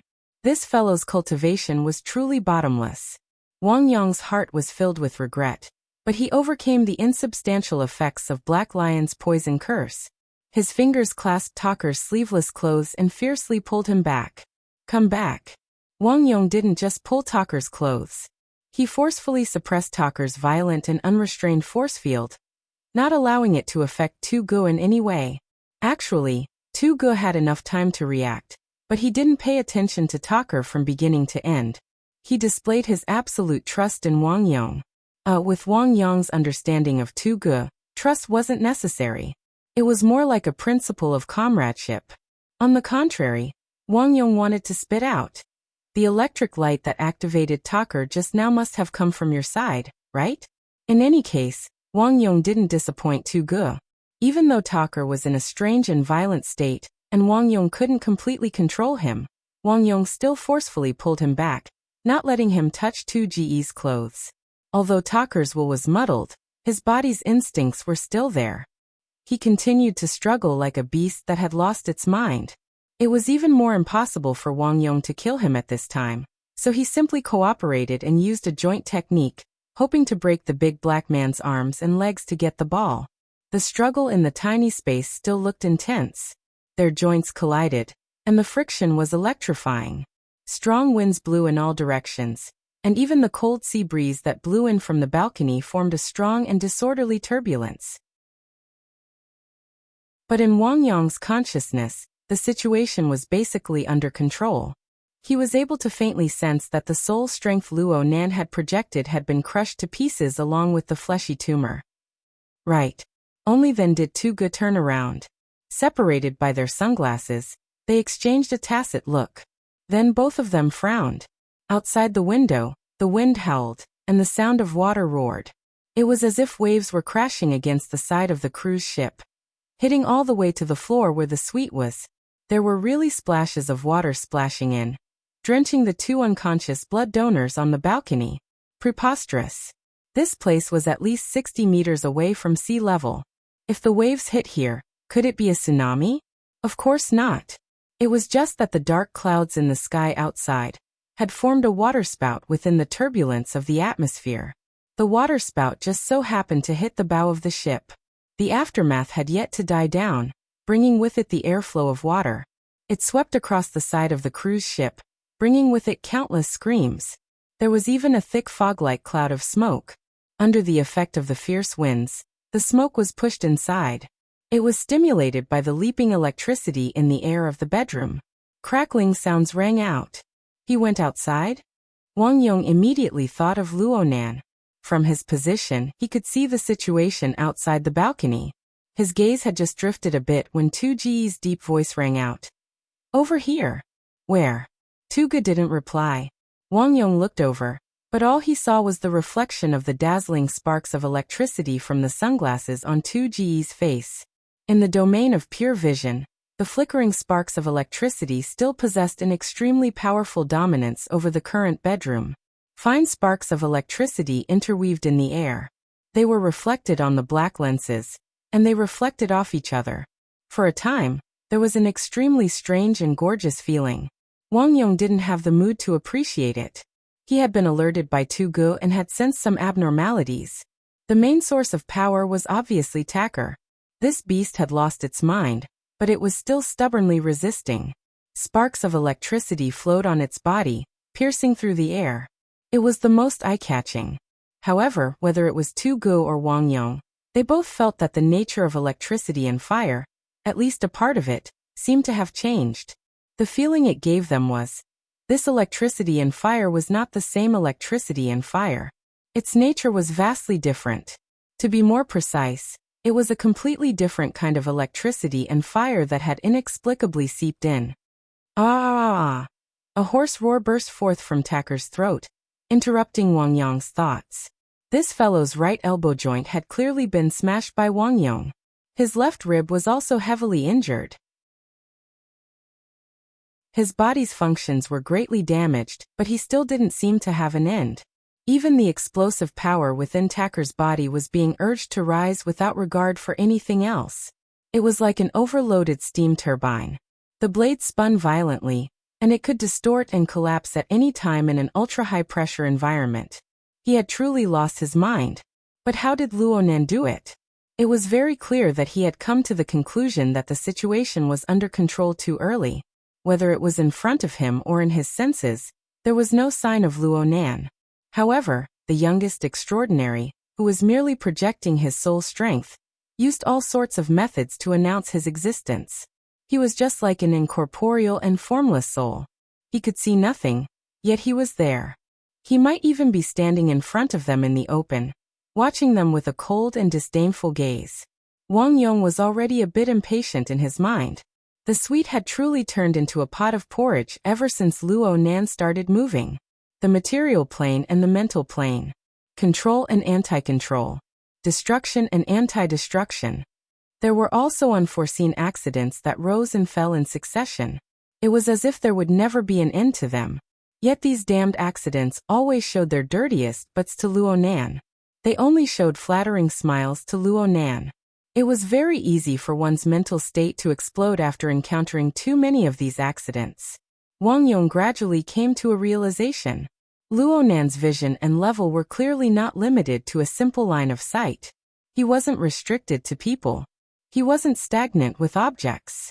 Instead, he was able to manipulate and mobilize all the operational resources in the surroundings, integrating them into an inconceivable domain. This was the difference between the mental side and the fleshly side.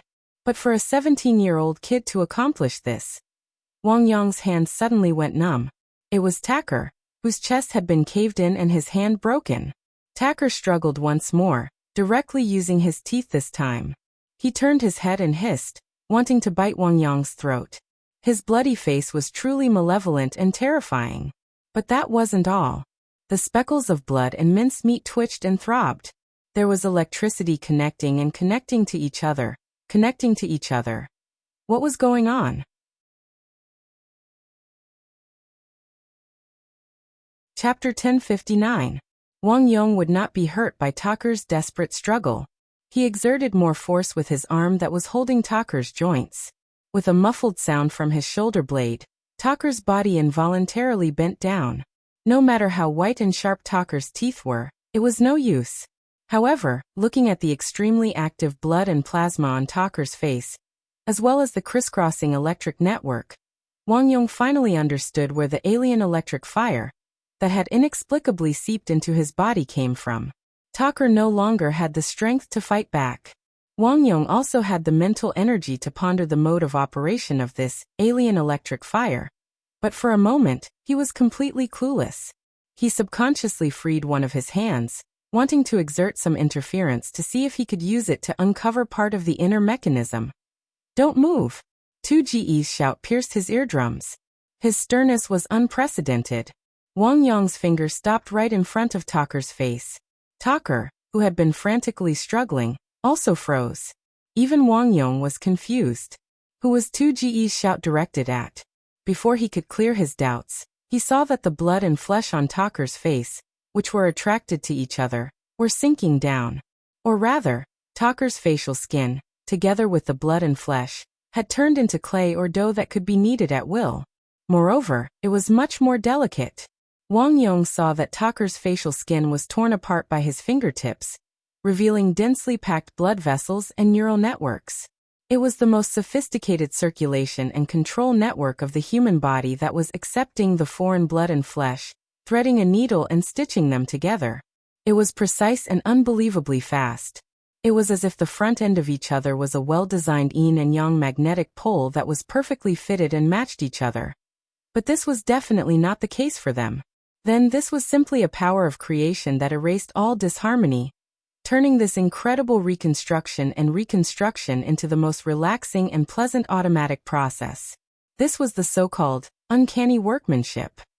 Wang Yong even saw some of the extremely secretive and crucial nodes of the circulation of qi and blood in the human body, especially in the head area. This was a detail that he had yet to fully explain. Wang Yong could not continue. Originally, He wanted to see 2Ge's expression and reaction, but when he encountered such a miraculous scene that made him speechless, he forgot to raise his head for a moment. He also completely forgot about the idea of interfering and destroying. After 2 seconds, 2Ge's thick and powerful palm slowly reached out from behind Taker's stiff body, as if he was going to do the same thing as what Wang Yong had planned. Don't move. This time, it was Wang Yong's turn to stop. 2Ge seemed to have said something, but it was too vague for Wang Yong to hear clearly. However, it was also at this moment that the two extraordinaries beside them simultaneously sensed yet another tumultuous change within Taker's body. Wang Yong's feeling was more direct, because his hand, which was twisting Taker's shoulder joint, was suddenly bounced off by a strong magnetic field that suddenly increased in power. Taker himself, on the other hand, did not move. At this moment he was no longer a powerhouse that possessed initiative. Instead, he had transformed into an exhibit that was constantly being innovated. The big guy, who was already riddled with scars, half knelt on the ground, his body stiff. But even though he was frozen to death, the powerful magnetic field radiating from his body was constantly interacting with the void around him. It was complex and deep. It was completely different from his previous berserk and restless state. Jin Tong. This was not the first time Wang Yong's mind had turned over this name, but this time he blurted it out. At this very moment, Taker's converged and operated energy and force field had achieved the closest connection on a level. Taker was in the electromagnetic direction, and Jin Tong was also in the electromagnetic direction. However, it must be known that the electromagnetic direction and the electromagnetic direction were not the same. Powers of the same origin were fundamentally different in terms of structure and operation. This was the fundamental standard to distinguish extraordinaries from ordinary cultivators. Taker's initial eruption was very astonishing, but in the eyes of extraordinaries, there was still an enormous gap between him and Jin Tong. It was like the gap between the jadeite light and the ancient sailboat. But at this very moment, this essential gap of time and generation was inconceivably bridged and equalized. Even if it had not been tested in actual combat, even if it was just for show, it was still an astonishing achievement to be able to scare two extraordinaries. This was absolutely not something Taker could do. In this current situation, Luo Nan, and only Luo Nan, was able to use his inconceivable structure ability to complete this astonishing leap between generations. It seemed that the tumor, which had already been crushed, had played a very crucial role. The problem was, where was Luo Nan? What ability was this? What kind of operation was this? Wang Yong discovered that he had fallen into a dead end in his thoughts. It was fine if he did not think deeply about it, but once he did, he became so irritated that he wanted to explode. He should give up as a bodyguard. Therefore, he asked a person who was more likely to know the answer. Mr. Butcher. Before he could finish speaking, the wind whistled. His vision darkened, and his mouth and nose were blocked. Another wave of mist and clouds poured into the bedroom from the boundless sea covered by dark clouds. Compared to the previous wave, the mist was much denser. It was to the extent that one couldn't even see their fingers in front of them. On the contrary, when the lightning flickered on Taker's body, a few silhouettes were illuminated. It was reasonable to say that someone of Wang Yong's ability would not be confused by it. However, the mist and lightning before his eyes were absolutely not the external appearance of the material plane. Visual experience did not count. In fact, the two did not undermine each other. On the contrary, they interweaved and blended together, connecting the material and mental domains to form their own layout. Wang Yong's mind swayed a bit in that instant. He practically believed that he had sunk into the depths of thunderclouds 10,000 meters in the sky. The floor beneath his feet, and even the entire environment of the room, lacked the sense of space-time. This was really wrong. He had really sunk into the domain of space and time. At this critical moment, the structure of Luo Nan's power circulation could not be concealed no matter what. He had completely revealed his cards. Wang Yong's blood and energy circulated and contracted, but his senses grew increasingly sensitive. He could vaguely feel the method, trend, and direction of the power usage. Dual drive. Taker was one. There was also the mist within the mist. Suddenly, Tu Ji's figure exploded. His long arms stretched out and pierced into the depths of the mist with a ripping sound. However, no blood splashed 3 feet. Instead, a flame inexplicably ignited within the mist, allowing them to see a piece of cloth burn to nothing. Severed. Luonan brought it in. Wang Yong spoke in a low voice. He had the impression that Luonan seemed to have said that this thing was a painting material. Luonan had tossed it here during the first exchange. As Wang Yong spoke, a strange and deformed phantom appeared where the mist and flame of the cloth met. It seemed to be the amalgamation of a cow and a spider. Presumably, it had suffered heavy injuries under Tu Ji's fist force.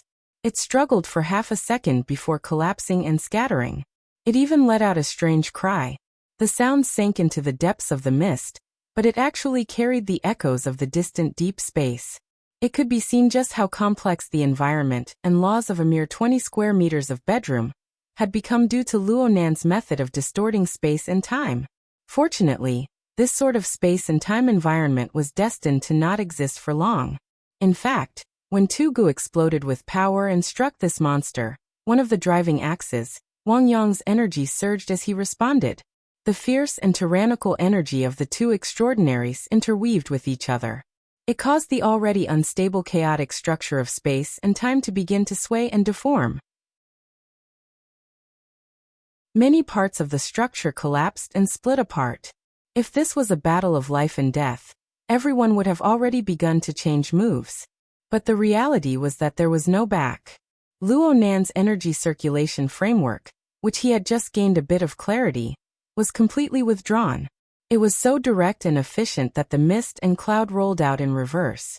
They mixed into the cumulus clouds of the ocean and sky, which had nearly swallowed the giant ship. They fused together in the blink of an eye, becoming indistinguishable from each other. Wang Yong was stupefied. Such a strong start and weak finish really felt extremely awkward. Then he looked at the bedroom. First was the bed. Old El's was still the same. After Tu Gu had crushed the tumor, he had cut off the path of Luonan's influence. He had been maintaining the bed ever since. Even though there were 2 waves of smoke and water scouring the bed, it was still relatively dry. It could barely be seen. As for the other places, it was so spacious. Where was he? Chapter 1060. Old Elsa's personal attendants and bodyguards were still there, but they had been knocked unconscious by the continuous impacts. But what about the blood donors? They were all gone. Wang Yong could not help but think, could it be that the cloud of smoke that swept out had already brought all of these people out? But there were a total of 9 people. They were distributed in every bedroom. It wasn't just the balcony, the ones by the window, but there were also those close to the inside of the room. There were even those right next to Wang Yong. Actually, Wang Yong was able to guess the general logic behind this. Luonan had placed them into the chaotic space-time domain, taking advantage of this opportunity to quietly move the blood donors away. He was even able to guess that the chaotic space-time domain that had enveloped them just now was a double-layered sack. One layer contained them, and the other layer was used to save people. This was the train of thought, but what about the details? These devilish details that seriously defied experience and common sense were enough to make one's scalp swell and blood rush to the top just by thinking a bit deeper. Wang Yong was struck by the rush of blood energy. He watched as the cloud of water vapor melted into the low-hanging clouds outside, and he was unable to restrain his emotions for a time. He took advantage of the fact that he could still vaguely grasp the traces of energy and information flowing past. He took a step, past Tu Ji's side, and charged toward the balcony. His actions at this time were no longer the thoughts of a bodyguard. Instead, they were the most instinctive reactions of an extraordinary whose dignity had been violated. His body had yet to arrive, but his fierce blood energy was already like a heavy hammer. It smashed the glass railings of the balcony into pieces in one fell swoop. The glass shards filled the sky and shot toward the clouds outside. Wang Yong. Tu Gu rarely called out Wang Yong's name, but in reality, this call was a bit too late. Before the mechanical waves that pushed through the air could completely enter Wang Yong's ears, the glass shards that had shot out suffered a heavy blow from a certain force. A considerable portion of them were simply unable to withstand the enormous pincer attack from opposite directions. They simply turned into fine powder. But in the end there were still some, perhaps due to problems with the point of force and angle of attack, that were preserved. They hissed as they shot back. Wang Yong actually did not dare to take them head-on. His mind was shaken, and his figure continuously slanted to the side a few times to avoid these dangerous shards. However, he could not avoid a sudden drop in speed, and in this gap of charging and sluggishness, there was actually someone who was a step ahead of him, and appeared on the balcony without a sound or aura. Wang Yong's forward momentum had not ended, but the man's toes were on the edge of the balcony, and he stood exceptionally steadily. The distance between the two of them shrank rapidly, and in the end, their faces were almost touching. At such a dangerous distance, neither of them had the magnanimity and willpower to entrust their lives to each other. Both sides suddenly attacked. In the blink of an eye, fists, palms, fingers, elbows, shoulders, and all the other parts that could be used were continuously slashing and colliding like a storm. At that moment, 2Ge's voice finally reached them, but it was shattered by the ear-piercing sound of metal colliding. Stop! 2Ge's second roar exploded. This time, he had already used the sound kill skill. It was rare that he was so precise that he gave both sides a chance to stop fighting. The metal wind abruptly disappeared, and his chi and blood hummed quietly. Wang Yong took 2 steps back and returned to the bedroom. As for the one on the balcony, his toes were still touching the ground, and his back was against the sea, firmly standing in the same place. Her hair was short and neat, and her face was exquisite and bright. She was the chief master of the Eye of Secret Deeds, Lady Wan Luhua. Wang Yong stared at him with a sharp gaze, but he had already regained his composure.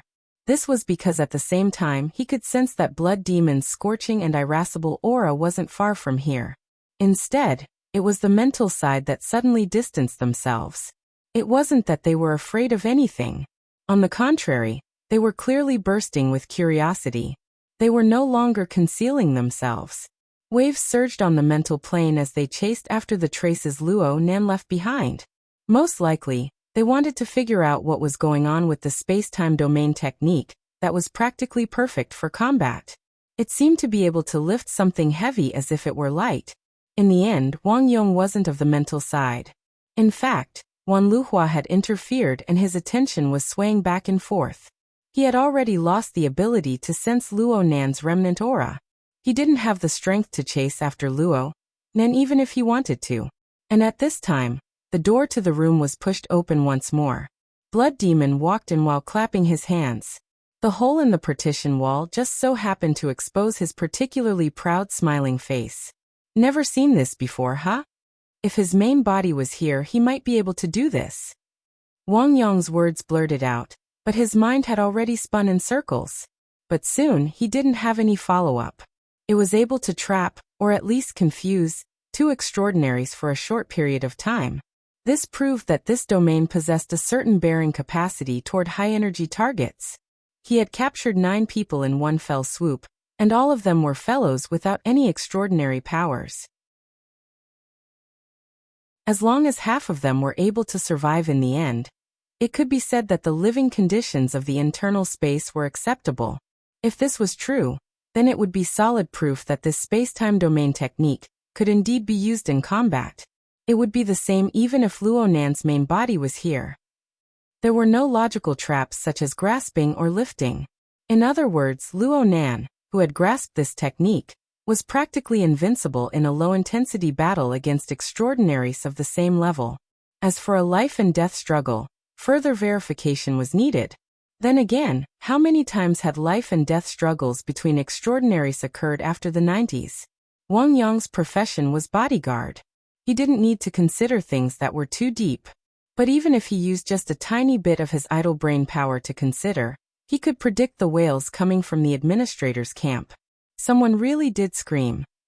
What the hell? Who did I provoke? Black Lion's fat and sturdy body squeezed through the door. He just happened to arrive behind Blood Demon. He raised his palm and smacked Blood Demon's shoulder. Did I provoke you? Blood Demon wasn't annoyed. He turned his head and bared his teeth in amusement. Go say that to the other side. I came and he left. You only came after he left. Blood Demon spoke the truth of what he saw. Black Lion chuckled. He puffed up his belly and strode into the messy bedroom. He looked around a few times and clicked his tongue a few times. Does anyone remember that this is my room? They also came to look for you. Blood Demon added coldly from behind. Look for me? Such good weather.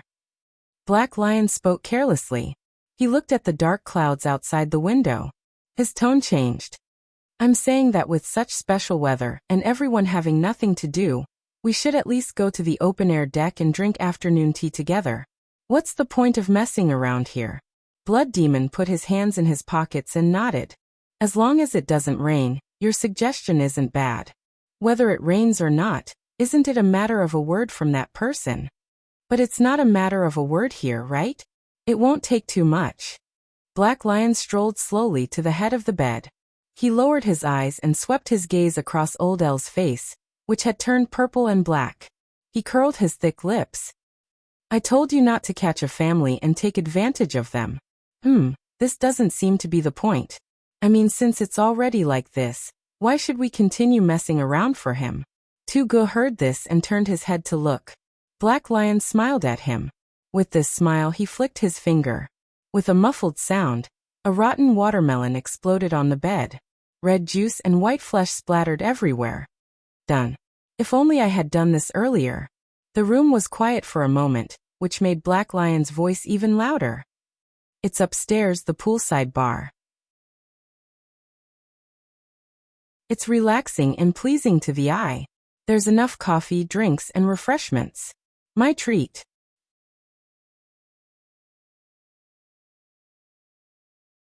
Chapter 1061. Chapter 579. Afternoon Tea, Part 2. In the end, Black Lion's slogan was just a slogan. It was said to be both relaxing and pleasing to the eye. The current atmosphere was not something that could be easily relaxed just by changing the location of the meeting to the pool deck. As for pleasing to the eye, the gunshots and explosions in the high-class suites area had long since scared the nearby upper-class people, and all sorts of people. Coupled with the dark clouds that suddenly pressed down, it was definitely not suitable for outdoor activities. Right now, one could see that the poolside was completely empty. The usual scenery could not be seen. Constance and Wan Luhua were outstanding beauties among the people who came one after the other, but no one dared to persuade them to change into swimsuits, right? So the reality was that everyone was sitting or standing on the pool deck. All they saw were faces that were familiar to the point of no surprise. Only they were closer to the thick clouds in the sky. Their mouths and noses were filled with a slightly fishy dampness when they breathed. They could vaguely feel the rich free electrons flowing within a magnetic field that was so weak that it was like an illusion. Frankly speaking, no one liked this sort of environment. Interest was another matter. Constance and the star which rushed over under the drive of interest. Perhaps the death which was here as well, but she did not come out to greet them. Earlier, they had used their soul strength to track the traces of Luo Nan's spacetime domain. It was clear that the tracking was not very successful. They wanted to take this opportunity to meet and confirm.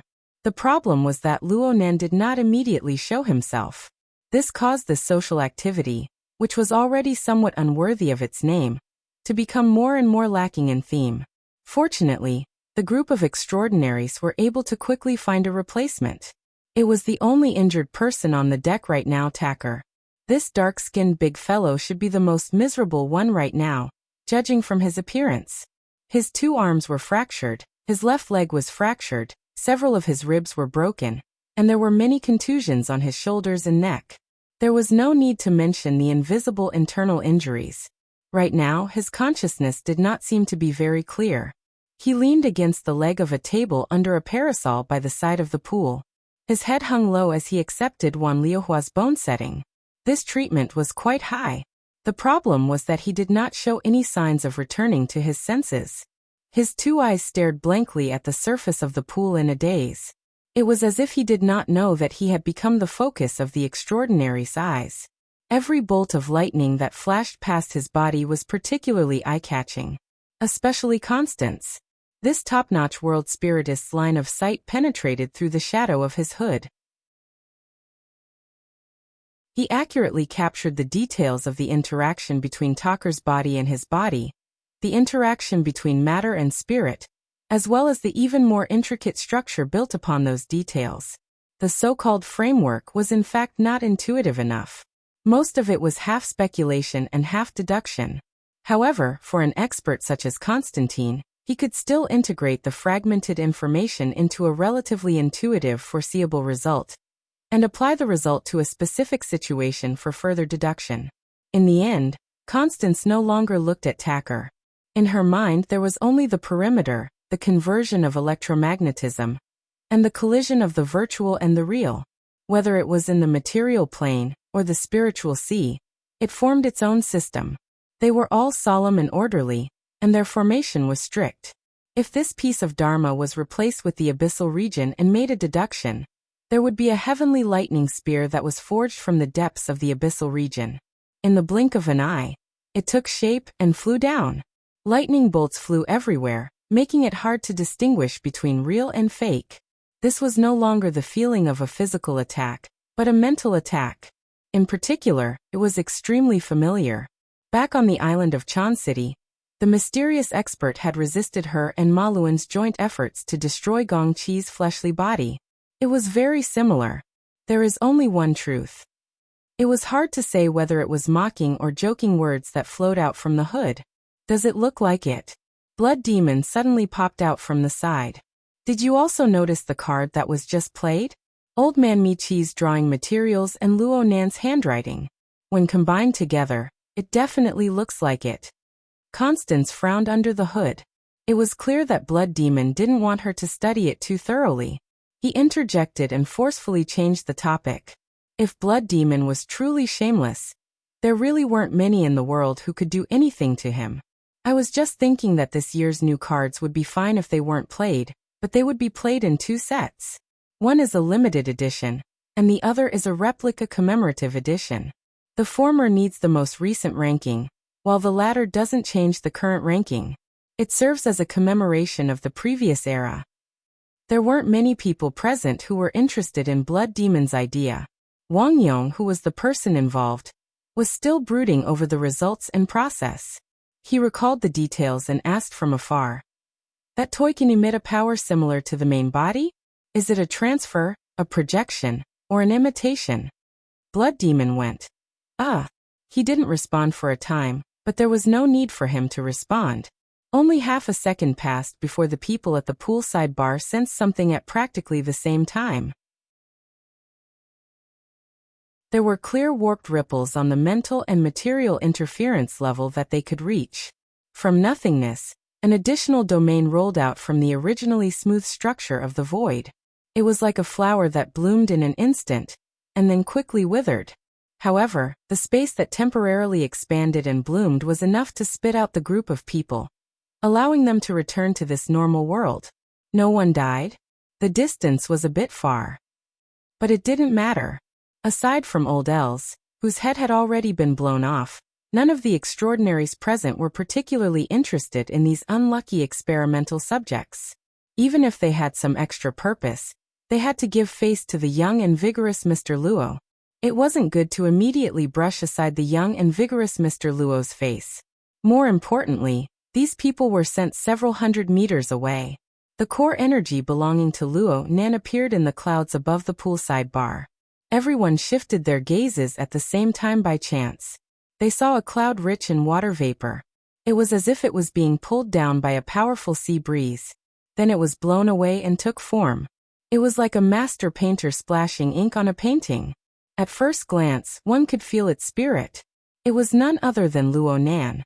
However, this sort of shaping technique presented a flying energy that broke free from the bindings of concreteness.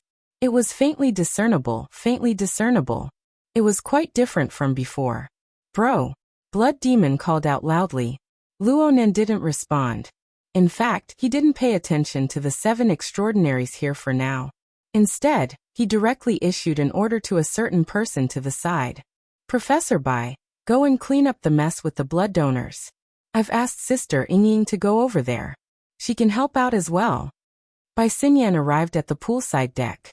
She didn't ask for details. She didn't need to ask. She just needed to be self-aware. If she didn't do well, she would suffer. Bai Xinyan gave a slight bow and then left the deck. Only now did Luonan apologize to these extraordinaries. I'm sorry. That water vapor fake body was scattered. It's difficult to reform and take form. It will take a bit of time.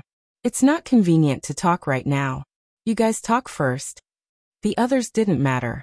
No matter what reason Luonan took out, it was fine to just treat it as the truth. Only Black Lion, who had picked a seat first, sat down on his back. He chuckled and interjected. Stonehead doesn't care about this. There's no need to give them a way out. They broke their legs. Who are they putting on an act for? Wang Yong, who stood in a corner out of habit, tilted his head toward Black Lion. Black Lion's eyes couldn't be seen behind his sunglasses. Tugo acted as if he didn't hear Black Lion at all. He just stood not too far away from Talker, observing quietly. He didn't seem to be annoyed at all. Luonan didn't respond to Black Lion's words. He didn't care if that person was embarrassed or not. This fake body that had yet to take form floated directly above the center of the pool, pulling away from everyone by the side of the pool. The moment he hovered, the water below him surged. Many slender limbs stirred the surface of the water. There was also a bull's head bobbing up and down in the water.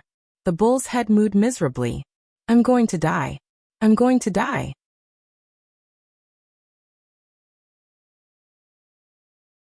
Chapter 1062. Niu Gui was a very pompous fellow, but this time, he was probably speaking the truth.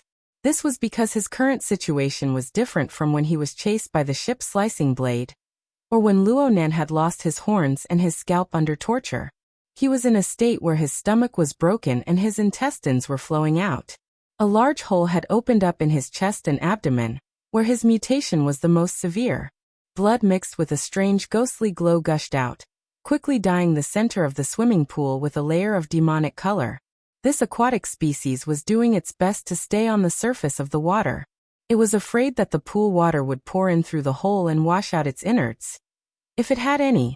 This is interesting. Black Lion, who had been ignored by Luonan, knew how to have fun. He immediately slapped his thick thigh and revealed a mouthful of black gold teeth. Yes, the smell of incense under the sunlight. What the hell was their sunlight? But if he was referring to the Amaterasu order, then it was very appropriate. Luonan finally shot a glance over. Black Lion was very knowledgeable, but he didn't negotiate when it came to selling people out. The others might not be unaware of this, but their mouths were much tighter. Luonan still didn't respond. He turned his gaze back. The injuries on Nyogue's body were caused by Luonan forcefully summoning him from the spatial fault during their previous confrontation. Tugu had pierced through his body. Luonan had Mother Micah, so he didn't need it. He just used it as a cover to divert Tuji's attention. For Nyogue, this was an unexpected calamity. However, Luonan wasn't prepared to apologize to this cannibal. I'm really going to die.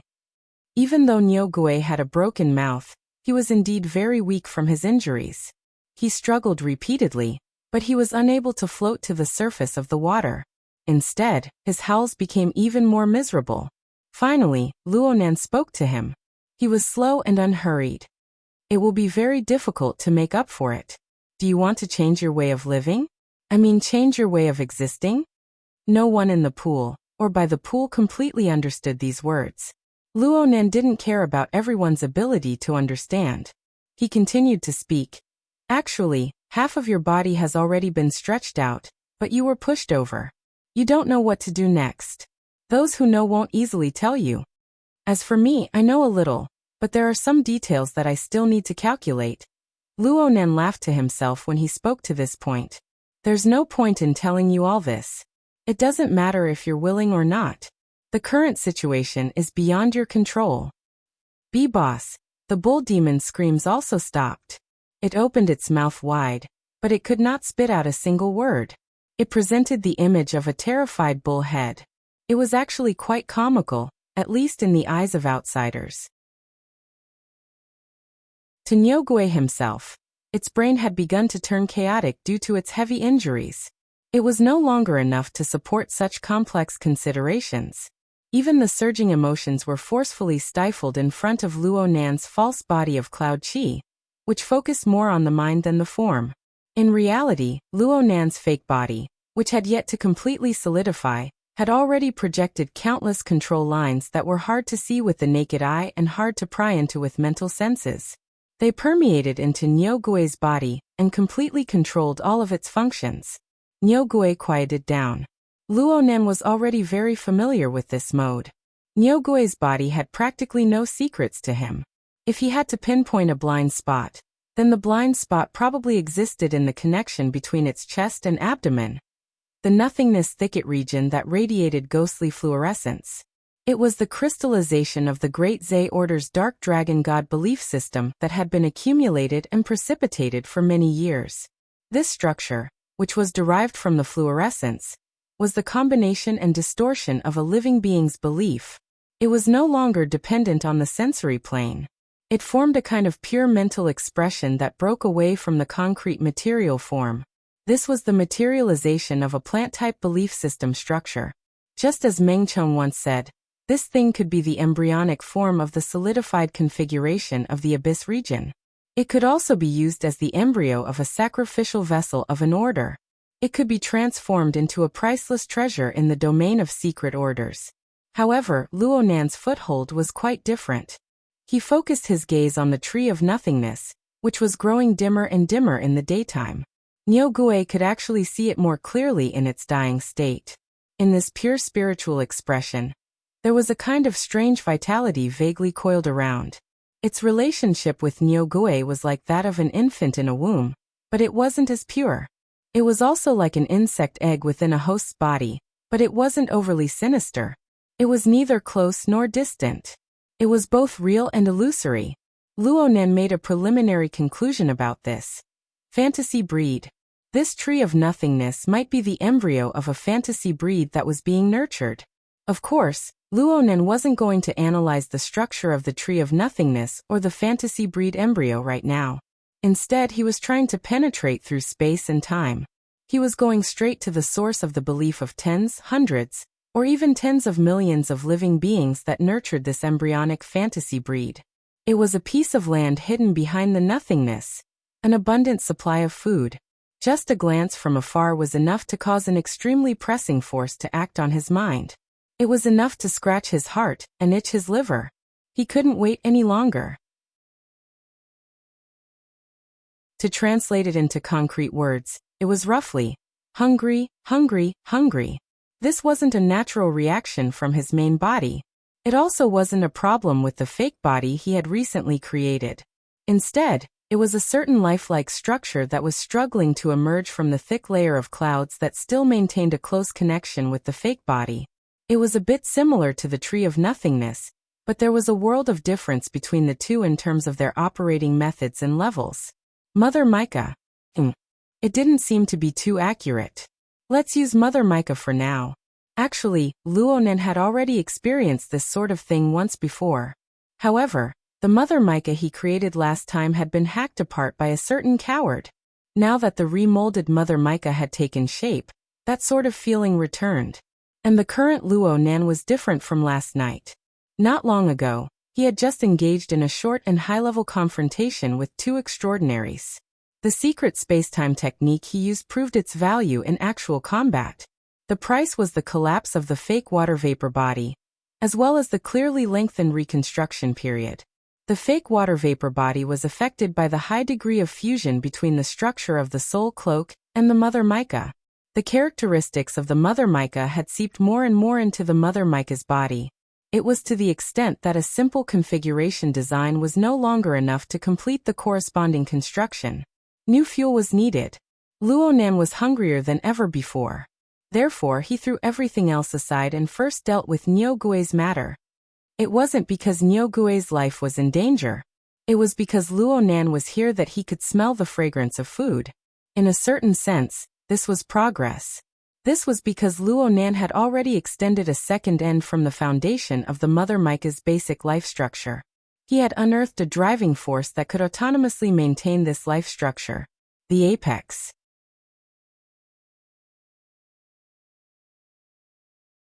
Chapter 1063. What is he talking about? Blood Demon rubbed his chin as he pondered. Actually, Luonan really didn't say much. He should have asked what Blood Demon was doing. Before Blood Demon could adjust his thoughts, the scene in the swimming pool made the extraordinaries beside the pool raise their eyebrows. They blinked, they looked pensive, and some simply sneered. Luonan didn't seem to make any obvious movements, but the ox demon, which had been struggling in the pool, went completely rigid. Its body began to expand at a visible rate, and then it began to wither. During this period of time, whether it was the head, the body, or the limbs, they all let out crisp crackling sounds. At first, it sounded a bit like the twisting of joints, but then it connected densely together. It was simply like a firecracker had been lit within the ox demon's body. In addition to its expanding and contracting form, it wouldn't be strange at all if the ox demon were to explode into mincemeat in the next moment. The perspective of a normal person was roughly like this, but a group of extraordinaries certainly wouldn't be this shallow. They could more or less feel the stability and regularity of this seemingly bizarre and intense transformation from beginning to end. It looks like this Mr. Luo has done quite a bit of research on secret orders. Black Lion, who had been ignored twice in a row, was still laughing merrily as he half reclined in his chair. He rubbed his round belly that was mostly exposed, actively participating in topics related to Luonan. Some people ignored him, but others were willing to talk. Star Shaman's thin lips trembled as he replied with a smile. It's the reverse output of life force. That ox demon no longer has any value in healing. Rather than tormenting itself with repairs, it's better to preserve something more valuable. However, the mental expression of the power of faith and incense interchanges with the energy of the living body. The efficiency is actually quite good? Constance muttered. The switching structure is truly beautiful. The three who were on the mental side were certainly able to see in much more detail than those who were on the fleshly side. Therefore, Blood Demon and the others didn't want to display their slight skill in front of an expert. They just spoke, having a deeper meaning of chatting. Is it really good to leave him hanging here? Yes, I feel that this child talker is quite pitiful. Blood Demon didn't have the slightest self-awareness of being the instigator of all this. Or perhaps, he was more interested in Talker's current state. It's too far ahead, so I don't know what's going on. Say, with my friendship with him, it shouldn't be a problem to ask a few more questions. Hey, you've been doing this for so long, and you still haven't found out anything? Wan Luhua simply replied, This is not my style. Connections. In this world, who dares to boast that they have a way and can go all the way? Blood Demon sneered, Sister Luhua, you can't be fooled by that old man. This time, Wan Luhua couldn't even be bothered to look at him. It was also at this moment that Talker, who had been silent for a long time under her hand, suddenly shuddered. His eyes widened as he let out a gurgling sound. The flashing electric sparks on his body flickered even more frequently and clashed with each other. The deeper layers of the magnetic field also entered a state of chaos. This was no longer a simple bone and joint problem. Lightning flashed in Wan Liuhua's pupils. There were many details that were incompatible with her. But if she were to control it conservatively and simply control the chaotic qi dynamic. Don't! Just as Wan Luhua was about to do so, Talker hissed and stopped her. In his widened eyes, his capillaries and ambitions were wildly expanding. Although he was previously seriously injured and looked miserable, his body's condition and level had always been improving. The level of electromagnetic power circulation had already risen to a level that he didn't even dare to imagine. Otherwise, how could he have attracted the attention of so many transcendents? Therefore, Talker had always been quietly learning, experiencing, and memorizing this feeling. He was also trying to make the circulation mode of this power truly imprint itself into his bones. If he were to change it rashly, this opportunity might immediately collapse. No matter what, he couldn't let this opportunity slip through his fingers. He panted heavily and did his best to enunciate his words to express his attitude. My opportunity has arrived. The problem was that the others had a different opinion. Wan Luhua frowned and immediately shook her head. It's just an illusion. I can do it. Talker was in an extremely excited state. even if the person in front of him was the authority of the transcendence who cultivated in the fleshly side, as well as a great teacher who taught and taught, he couldn't care less. I can definitely. Before he could finish speaking, a voice like a cold wind flowed by his ear. This isn't called an opportunity. The source of the voice was Luo Nan. That person was still above the center of the pool. He was just slightly distracted. He turned his head and made a conclusion. You can't digest it. Talker was stuck with the appearance of the main character. There was no doubt that he didn't have the confidence to refute this young man who had casually given him the opportunity to climb to the peak. But Talker really wasn't willing to easily give up on such a rare opportunity. His mouth trembled for a long time before he forced himself to speak. Give me a chance. Uncle Luo, I want to try. At a time like this, calling him Uncle Luo was really smooth. Luo Nan's reaction didn't change at all. In fact, he was just temporarily distracted. Right now, most of his mental energy was still focused on the ingredients. Yes, on Nyogue. Luo Nan had even condensed water vapor to attempt a deeper segmentation foundation. He borrowed the achievements of the School of Fantasy to design a more suitable process for Nyogue's current transformation process. He wanted to see if he could truly turn Nyogue onto the path of a fantasy breed. This could be considered another verification of the structure of the mica. This was a very important matter. It was related to Luo Nan's main design for a period of time in the future. It was one of the most crucial links to complete the whimsical plan of a new plane simulation. However, Talker's weight wasn't low. In terms of practicality, Talker was even stronger. Of course, Talker's stubborn, greedy, and foolish choice didn't benefit anyone. Luo Nan decided to temporarily stop Nyogue's transformation and design work to let Talker sober up a bit. So he crooked his finger at Talker. Talker was stunned. He clearly didn't react. Luo Nan didn't expect him to understand either. Talker, who was about to speak and plead again, suddenly went into a daze in the next second. Then he reached back to touch his throat, completely forgetting the fact that his arm was broken. The pain and the effects of his loss of function caused his arm to freeze midway as he lifted it. However, there was an eye-catching bulge in his throat. There was a clear foreign object wriggling upwards, squeezing into his mouth from his throat. Then it opened up his mouth and swelled out. It was a lump of bright red wriggling flesh. It looked like a creature that had been skinned and dripping with blood. It wasn't just his throat and his mouth. Even the pores on Talker's upper arms and chest seeped out blood-red strands. They wriggled into lines and floated up. They seemed to have a magnetic effect as they blended together with the lump of flesh that had just protruded out of his mouth. They swirled and took shape. Some of the strands directly transformed into slender tentacles. They were completely separated from Talker. They just stuck to the outer layer of the lump of flesh, fluttering in the sea breeze.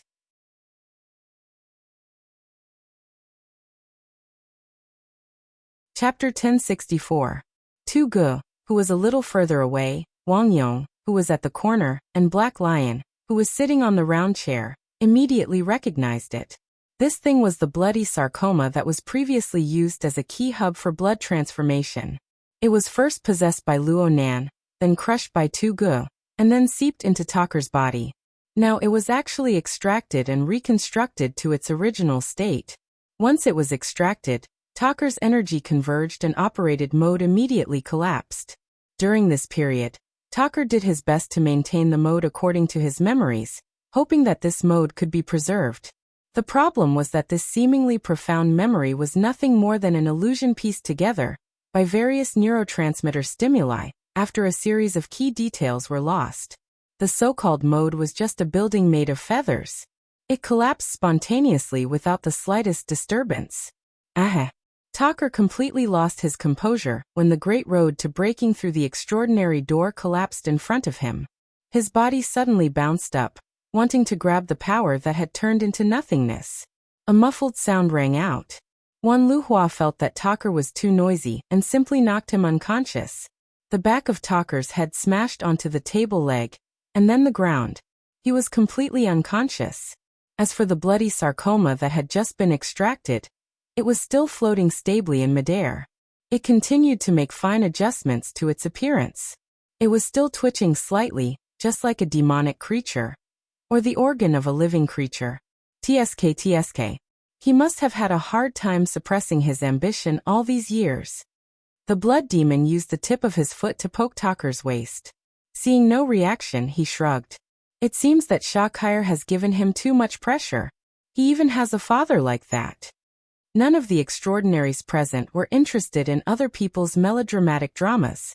Everyone's attention had already naturally shifted to the bloody sarcoma. The star shaman seemed to be curious as he asked, "What is this thing?" "Oh my, Brother Luo is returning it to its rightful owner." The black lion jumped up nimbly and shouted, "Brother!" He clapped his fists and laughed loudly. "You guys can't understand how wonderful it feels to regain something you lost." As he spoke, he dashed forward, wanting to grab the lump of flesh that was suspended in the air. Unfortunately, a blood demon stretched out his hand and blocked him without any hesitation. "You said it's yours. Call it. Will it respond?" The black lion chuckled. "You're already an adult. Don't make things difficult for it, okay?" The two of them were engaged in a war of words, neither giving way to the other. However, the development of the situation did not change according to their will. Right when their spittle was flying everywhere, the bright red sarcoma hovering above the pool had already begun to float towards the center of the pool. It drew closer to Luo Nan's position. Hey. The black lion could not help but push the blood demon's hand away and jump into the pool. Of course, it wouldn't be too unsightly, because there was a floating cushion by the side of the pool. Yes, it was in the shape of a white swan for children or women. The black lion's fat body stepped on it, still holding the swan's neck. The small floating cushion did not sink to the bottom directly, only shaking endlessly. What the hell? Seeing that the black lion was so open, the blood demon could not bear to block him. He allowed the black lion to exert force with his feet, stirring up the water and swaying towards the center of the pool. In the beginning, Luo Nan did not pay attention to the reactions of the people by the pool. Most of his thoughts were still on Niu Gui's side. Retrieving the bright red sarcoma that caused Tucker to go berserk was one thing. But soon, he was more or less shocked by the actions of the black lion, just like the blood demon. As an extraordinary, the black lion might not be omnipotent, but he still had hundreds and thousands of ways to get to the center of the pool. He had to put on a more dignified appearance. The reason why he acted like an ordinary person, to the point of taking the initiative to kill Old Els, was probably because he wanted to express an attitude of not being an enemy. This included his previous actions, especially taking the initiative to kill Old Els, even if it was just a clone body. Speaking of which, Black Lion's previous actions of killing Old Els, aside from indicating the special status of extraordinaries, was equivalent to indirectly confirming that this fellow had an extraordinary relationship with Old Els. After all, Old Els wasn't truly dead. Wang Yong and Tu Gu had the status of bodyguards. It was their duty, so they actually didn't say anything. Several matters piled up together. Luo Nan had to look at the Black Lion in a different light. And the more things were like this, the more questions Luo Nan had. He wanted to obtain answers from the Black Lion. He waved his hand to brush away the beginning of the configuration design, and looked straight at the approaching Black Lion. The Black Lion also looked at him. The two looked face to face. From a spectator's perspective, Luo Nan had the advantage. He was in a high position, looking down from above. In addition, the recently formed false body of Cloud was blurry. It was hard to grasp the details of Luo Nan's gaze. The uncertainties were even higher. Luo Nan himself didn't care who was higher or lower. He just wanted to obtain useful information. The bright red sarcoma arrived a step earlier than the Black Lion. Luo Nan extended his hand, and the dangling tentacles seemed to have a mind of their own. They wrapped around his half-incorporeal arm. The tentacles maintained a pulsating frequency, and they interacted frequently with Luo Nan's false body of Cloud. It was as if the tentacles could absorb nutrients from within, or perhaps they could take the things stored inside and seep them into the cloud. The Black Lion raised his head to look over. He didn't conceal his feelings of envy at all. He shouted from afar, "Brother Luo, how did you come up with these tricks?" At nearly the same time, Luonan asked him, "When you got this thing, didn't you have an instruction manual over there?" The black lion grinned, revealing a mouthful of sharp black and gold teeth. They seemed to flash with light under the dark clouds. "What do you think? Which side?" Luonan gave him a glance and shook his head slightly. He wasn't too satisfied with this habitual craftiness. If what followed was this sort of cloudy conversation, then it would be better to seize the moment and settle the matter of Nyogoe. Yes, he reflected on himself for a moment. His explanation wasn't clear enough. Then, Luonan pulled back his arm slightly, clasping the still pulsating bright red sarcoma. He extended it out, allowing it to be displayed more clearly before the black lion's eyes. "What I'm saying is that even though this reaction furnace is an insincere replica of the wreckage, in the entire Earth, there should only be that Li Wei who can produce something like this." Luonan spoke halfway, when the gazes of the 7 extraordinaries around him focused on his body. There was a clear increase in temperature. Later on, a few of them even had gazes as scorching as fire, practically igniting his false body of cloud. The swimming pool sunk into a strange silence for a time. It was like a boiling solution in a sealed container. No one knew whether it would silently boil away in the end, or whether it would suddenly explode with a loud bang without warning. The black lion sunk into silence at first, maintaining a somewhat stiff smile. But his gaze was extremely lively. He didn't miss a single detail of the pulsating bright red sarcoma in Luonan's palm. Nearly 10 seconds passed. Just as someone was about to lose control and speak up for him, the black lion ground his mouth full of golden teeth. He injected a nearly malevolent liveliness into his stiff smiling face. He probably thinks that a headless fly that can't even see the road clearly won't be able to understand the instruction manual.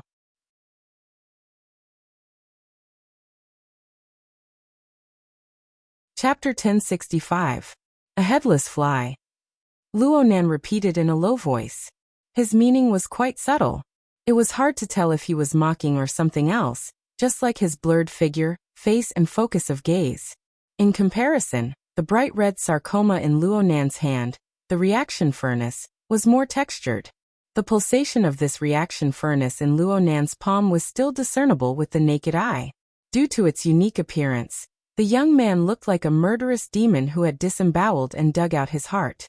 However, its frequency remained relatively stable, emitting a unique vitality. Luonan knew that Li Wei had already sent this replica to the entire world to collect the special compound spores produced by infected mutants. But Luonan was still a bit surprised to see this from the jade light. Moreover, Black Lion had openly used it and even changed its use. So he gave a new evaluation. A headless fly. Mr. Black Lion is too modest. At the very least, not everyone can change the use of the mutant parasite that Li Wei split inside. Black Lion's hands were still wrapped around the neck of the swan. His belly was bulging, making the swan's slender neck bend into a very difficult arc. This posture was very laughable. He did his best to maintain a smile, letting the atmosphere wander on the verge of breaking. "I've made a fool of myself in front of you, Brother Luo. I borrowed a ready-made mutant to graft. I got this result by accident. It was just a blind cat bumping into a dead mouse." Graft? Luonan was deep in thought, but he didn't delve too deeply into it. On the other hand, Black Lion went from a headless fly to a blind cat. Didn't this mean that he had made progress over the years?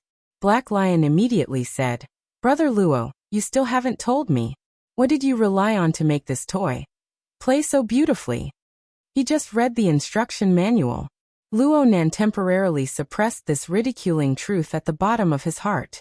No matter how ignorant he was of the ways of the world, he could more or less understand the principle of speaking according to the person he met. As for the specific operation, that would depend on his performance on the spot. "I probably studied seriously." Luonan shook the reaction furnace in his hand and answered, "Of course, I need the corresponding train of thought and basic knowledge. Do you want me to explain the division, control, and reorganization of living organisms?" The Black Lion let out a long, "oh" sound. There were still doubts in his eyes, but he didn't get to the bottom of it. It was as if the previous question and answer had never happened. It seemed that after the initial sharpness, The situation seemed to have returned to the simple level of lacking sincere communication. Because of this, there were a few people who secretly sighed in relief. Around the swimming pool, the pressure cooker that was previously sealed seemed to let out a sizzling sound of steam. The top of the pressure cooker jumped, and the inside was boiling. It was temporarily free from the danger of explosion. The funny thing about the world was that some secrets were called open secrets in the circle, but since they were called secrets, there must be a reason for it. If you don't know, it means that you don't belong in this circle. You won't be able to stay in this circle for long. From the looks of things, Luo Nan and Black Lion had probed the edges. They were separated by a thin layer of window paper, but in the end, they were not able to pierce through, right? However, Luo Nan's thoughts were different from some people's. He actually didn't mind if he pierced through or not. In any case, ever since he discovered the message his father left behind in the tree hole next to Gear on the north bank, he had firmly nailed Li Wei, this visitor from beyond the heavens, to the position of being absolutely irreconcilable. Nothing could be better than to be able to pierce through this person's disguise and dig out his roots. He didn't expect to be able to do it in one go, but he couldn't shrink back either. A little bit at a time, continuously adding salt, would be able to marinate even the thickest skin and flesh. It was at this time that the blood demon by the side of the swimming pool began to raise his voice in protest. Hey, can you guys take care of non-professionals? It's very tiring for us to be here with our ears perked up. This was a typical gag, and the atmosphere continued to relax. Luo Nan turned his head and smiled at the blood demon. His face was blurry, but his voice and intentions were incomparably clear. Sure, I can talk about it in detail. Around the swimming pool, the atmosphere that had been relaxing suddenly froze. The blood demon was penetrated by at least 2 pairs of gazes. The hairy legs beneath his flowery underpants subconsciously trembled twice, but in the end, his face still revealed a smile that said everything was under control. Luo Nan's words didn't change the intentions of others.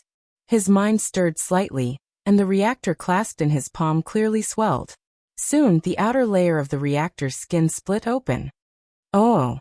It was unknown whether it was intentional or unintentional, but the Black Lion let out a series of sighs. It ground its sharp black gold teeth out of habit, and its gaze was glued to the newly exposed, bright red and complex organizational structure. Since the end of last year, when Luo Nan made initial contact with the night-level basic colonizing biochemical reactor, researching its internal structure and modification plan became one of Luo Nan's most important daily assignments. Back in Spring City, Luo Nan seized the remains of a reactor and broke through Li Wei's distortions and abnormalities in the reactor's structure in one fell swoop. Luo Nan completed the reverse modification and restoration. The reason why he wasn't able to restore it to 100% was mostly due to the limitations of the materials. Luo Nan understood this. This little thing was already clear in his heart. Now that he was explaining it, he did it with ease. This reactor was originally designed to have 6 standard functional compartments. But right now, only the breeding room function remains. I don't know if it was like this when Mr. Li Wei obtained it, or if it was deliberately modified. As Luo Nan spoke, a large portion of the reactor's structure was dissected and peeled off layer by layer, just like a dismantled model that had been made in advance. Only a small area was left in its original state. This was the breeding room he spoke of. Outside the breeding room is some kind of mutated living organism that possesses the function of a collector. Of course, Mr. Black Lion's magically modified version cannot be seen. The general structure is like this. Just as Luo Nan's voice fell, countless fine blood vessels and nerve structures were pulled out from the deeper layers of the bright red body.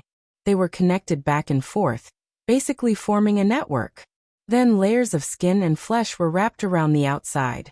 They were like many slugs glued together. The back of the reactor even showed twitching pulses of nerve impulses. The pulses were transmitted to the many tentacles on the outermost layer, causing them to tremble endlessly in the air. Even though the size of the reactor was a bit small, and the complicated changes in the details of the nerves and blood vessels weren't taken care of by the people who came into contact with it for the first time, the surrounding people were all extraordinaries. They wouldn't miss a single detail that they should see. And because of this, Luo Nan's series of operations made them unable to believe that this was just a simple imitation model. It couldn't be that he had directly copied Li Wei's design, right? Yes, compared to the reactor itself, the 7 extraordinaries were mostly more interested in Luo Nan's method of disassembling, assembling, and even producing the tissue structure of a mutated living organism. They had indeed grasped the main point. This was because the method Luo Nan was using right now had truly just been developed. In the past, he had to rely on the external neuron to form interference waves in order to achieve absolute control over the reactor. What he was doing today was the result of pure handwork. Luo Nan was able to accomplish this not only because of his experience and understanding of the reactor's usage, but also because of the refinement of the theory of configuration and superconfiguration. He also used the mica structure to carry out deep dissociation, segmentation, and reorganization. Even in the Heavenly Yuan Empire, this was the technical support of a heavenly ladder. And the level was likely to be quite high. Unfortunately, Luo Nan wasn't particularly familiar with this technical method. He borrowed the reactor to demonstrate, taking the opportunity to increase his proficiency. It was impossible for him to go any deeper. His foot still landed on Li Wei's original design. I just said that this is a sort of collector. It should be used to collect the new mutated components that continue to appear on Earth. Using spores or genes isn't strict enough, but it might be a bit more vivid? Luo Nan didn't go too deep into this. This was the scale he grasped. He just shook his finger once more, allowing the magnets and light hidden within the temporarily constructed vascular neural network to continue to display their effects. The multi-headed slug that had just taken shape suddenly disintegrated and melted. It began to restore its original internal structure. From Li Wei's collector to Mr. Blacklian's transformation hub. Forgive me for not being able to understand the process. It's still very chaotic. Mr. Blacklian? Blacklian suddenly came back to his senses. Ah, Brother Luo is talking about?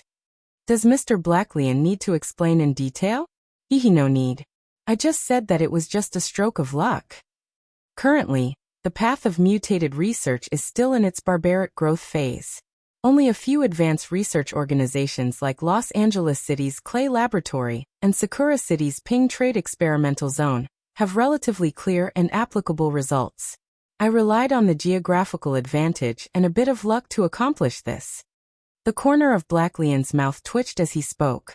This accomplished had nothing to do with him now. He didn't expect Luo Nan to return the reactor. Luo Nan really didn't have the intention of returning the reactor to its rightful owner. Although the main function had changed, Luo Nan still discovered a batch of collector from the breeding room of the reactor. Luo Nan was unable to enter deep analysis through the virtual brain system since he wasn't connected to the external neuron. Luo Nan didn't know how many of the advanced formula ingredients Li Wei needed were in there. In any case, he wouldn't be funding the enemy. Since Blacklian was hiding his abilities, Luo Nan didn't need to continue demonstrating. After restoring the reactor, he asked about non-technical matters. Of course, it was still related to Li Wei. I always thought that Li Wei treated this thing as a shady business and did it quite covertly. Now it looks like the situation is a bit more complicated. Mr. Blacklian, are you collaborating with him in research? Research? Researching the puzzle-solving abilities of flies? Blacklian laughed self-deprecatingly and patted his own belly. Actually, I always thought that this was the spoils of war from the Deep Blue World.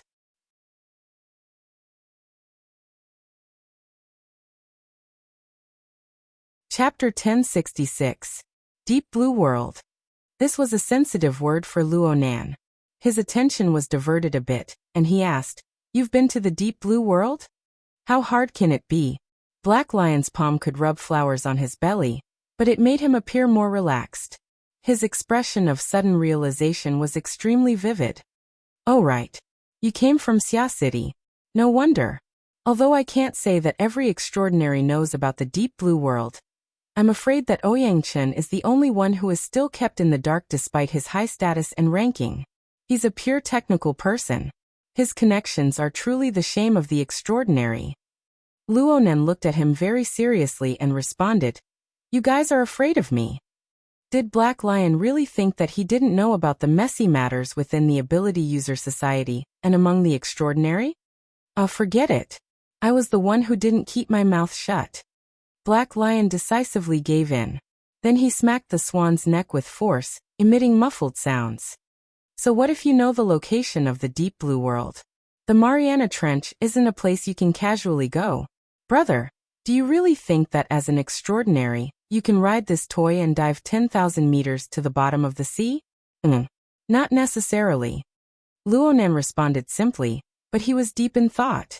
What kind of water vapor configuration could resist and even utilize the vile, high-pressure environment of the deep sea? Black Lion emphasized. In the enormous Earth, Poseidon is the only one who can come and go freely without relying on specialized deep-sea ships, including the extraordinary. As for other people, so what if they come to the deep blue world for a 7-day tour, a 10-day tour, or a long vacation tour? What they see is what Li Wei wants them to see.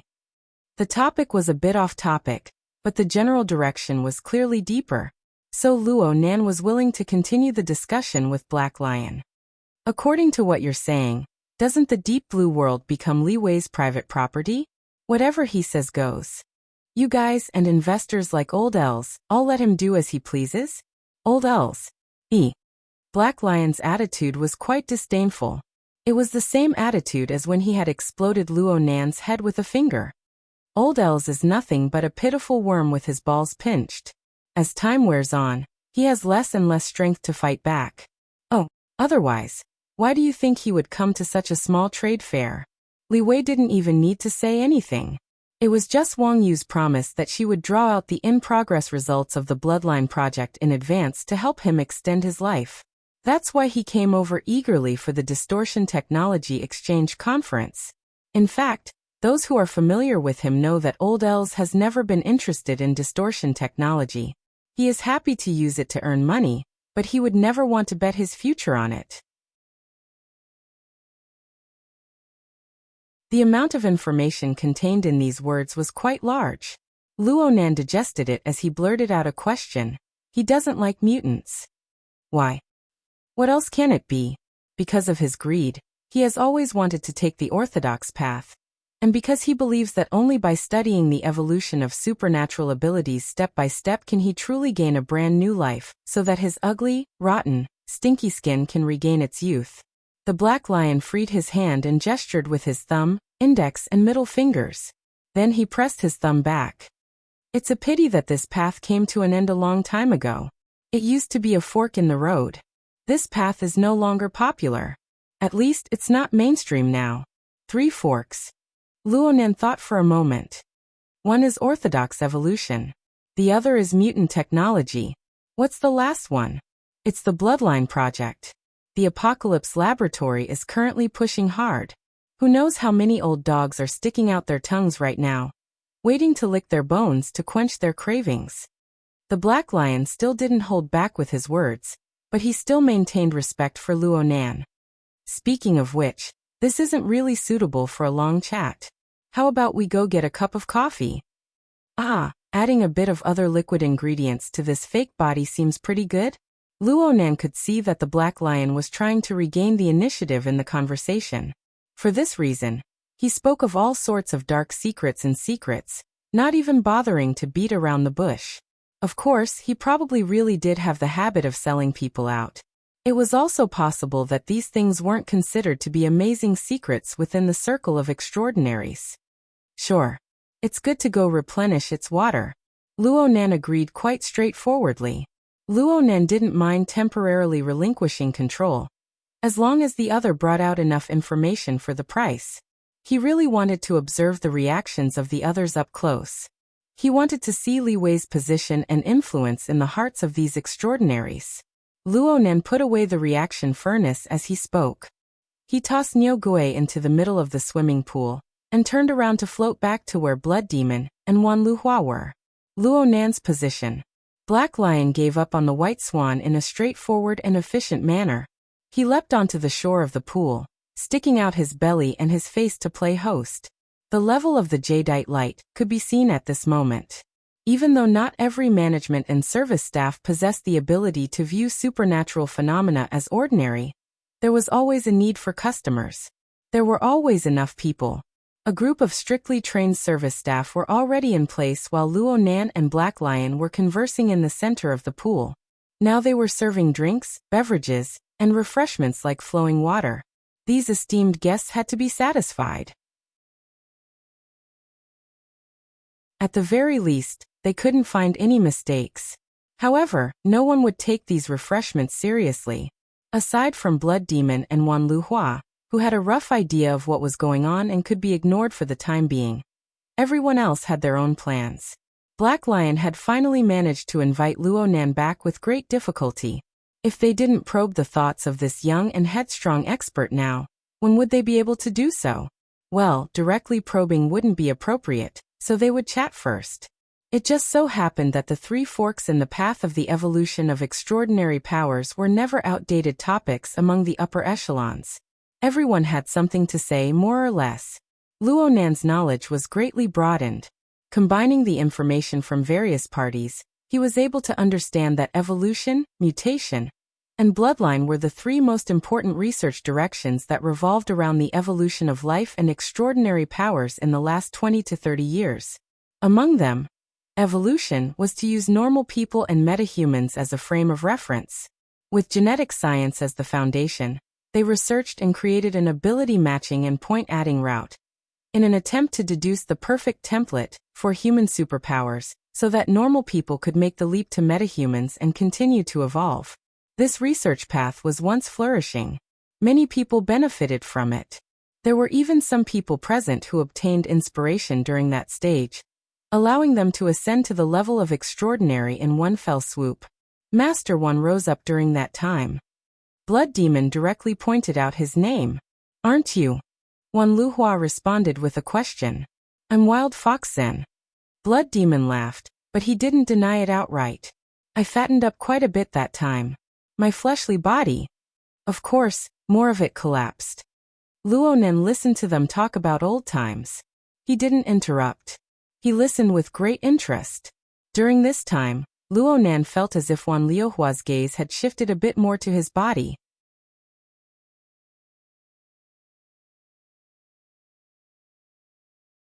Chapter 1067. Most of the Transcendent's present side when they talked about the old days of that era. According to them, the various powers of the inner world were mostly supporters of the research on the evolutionary route. They had invested a lot in it, but they had also profited greatly. However, in the mid to late 80s, this research route continuously ran into problems. It was said that the accumulation of genetic engineering was insufficient, and there were problems with the design of the key projects. Their actions were also too radical, which led to many serious accidents. It even led to the loss of a few transcendent seeds with great prospects. This caused the relevant research organizations to suffer greatly, and the investors gradually became more conservative.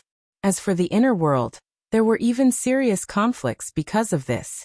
The gratitude and grudges within were difficult to describe in detail. The evolutionary route fell into a stagnation period, and there were some setbacks. This was actually a very normal thing in the process of scientific research. The problem was that at that stage, a powerful substitute had appeared. The archetype format. Once the archetype format theory came out, Deep Blue was established and outshone the others in the relevant fields. Capital and resources tended to be concentrated. And under this situation, the evolutionary route suffered the most painful blow. Project Deep Blue was indeed a monster with an enormous appetite. When the project first started, it practically swept away all the original research organizations and talents of the evolutionary route.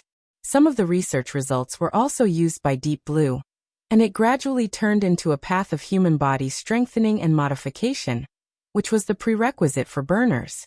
If not for this, and they really had to start from scratch, it would have been very difficult for Project Deep Blue to produce such mature and complete results as burners and Deep Blue platform in a short 3 to 5 years.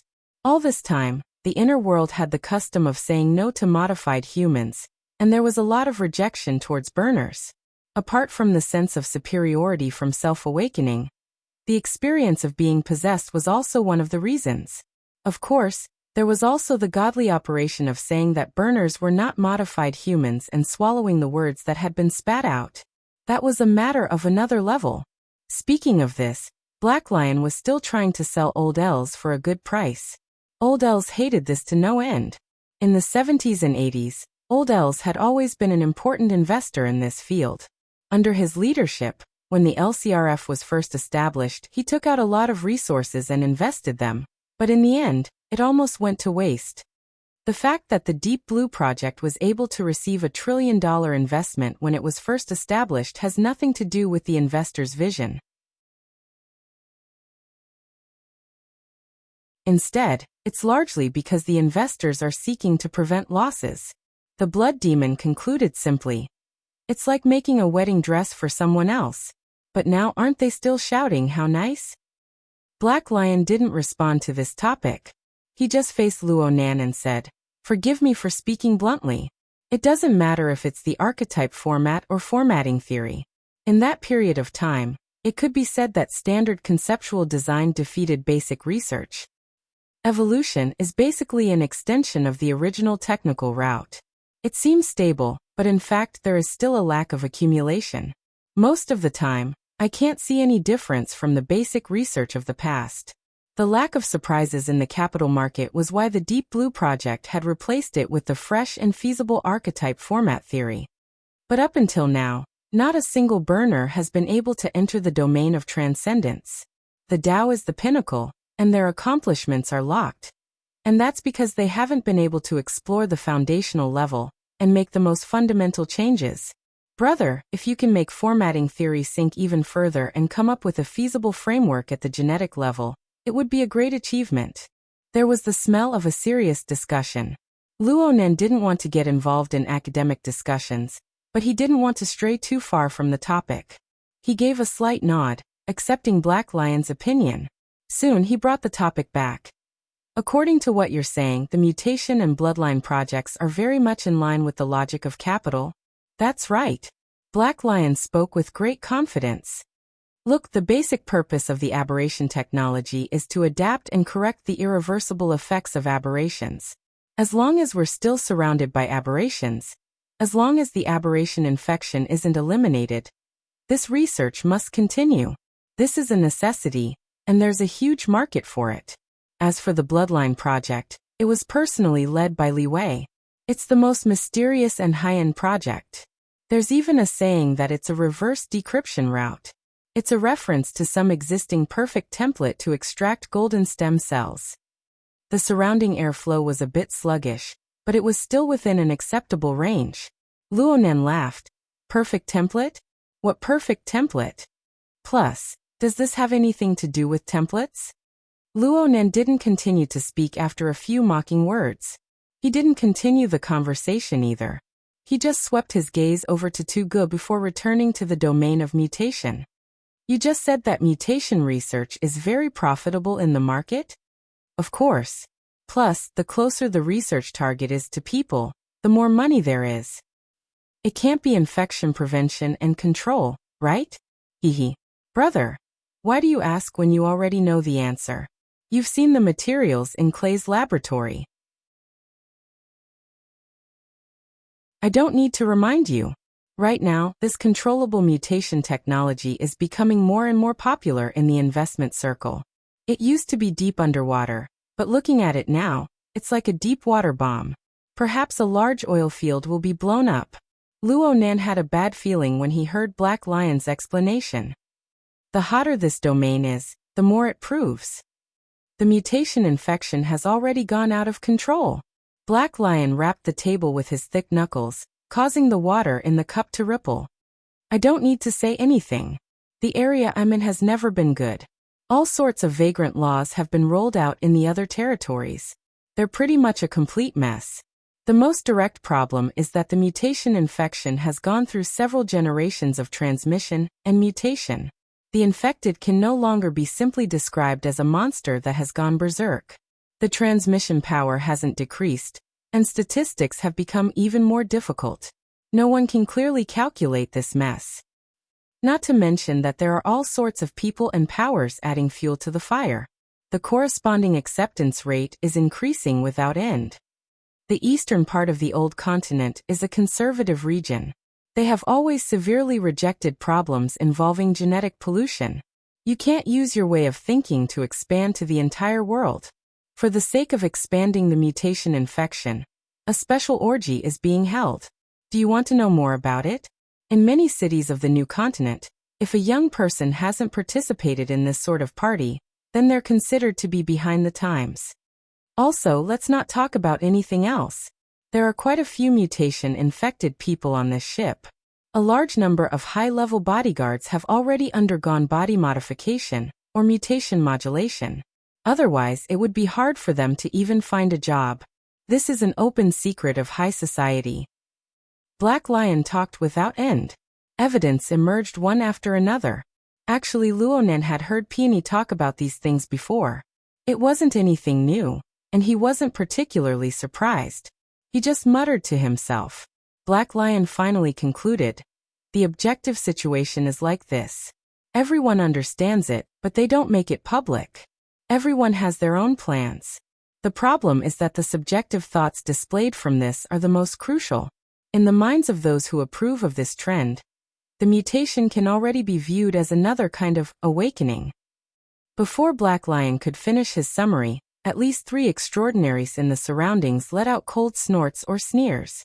Black Lion acted as if he didn't hear anything.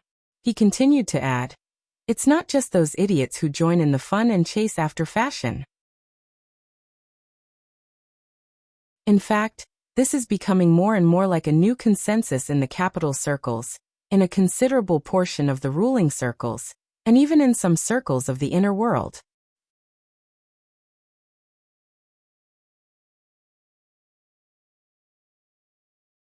Chapter 1068. Black Lion was eloquent with his words. He jumped to old airs in an instant when he spoke of distortion. The old man is stubborn on this point.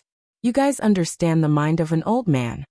Even though distortion is the most likely way to make a lot of money, and it is an irresistible trend, he still has some reservations.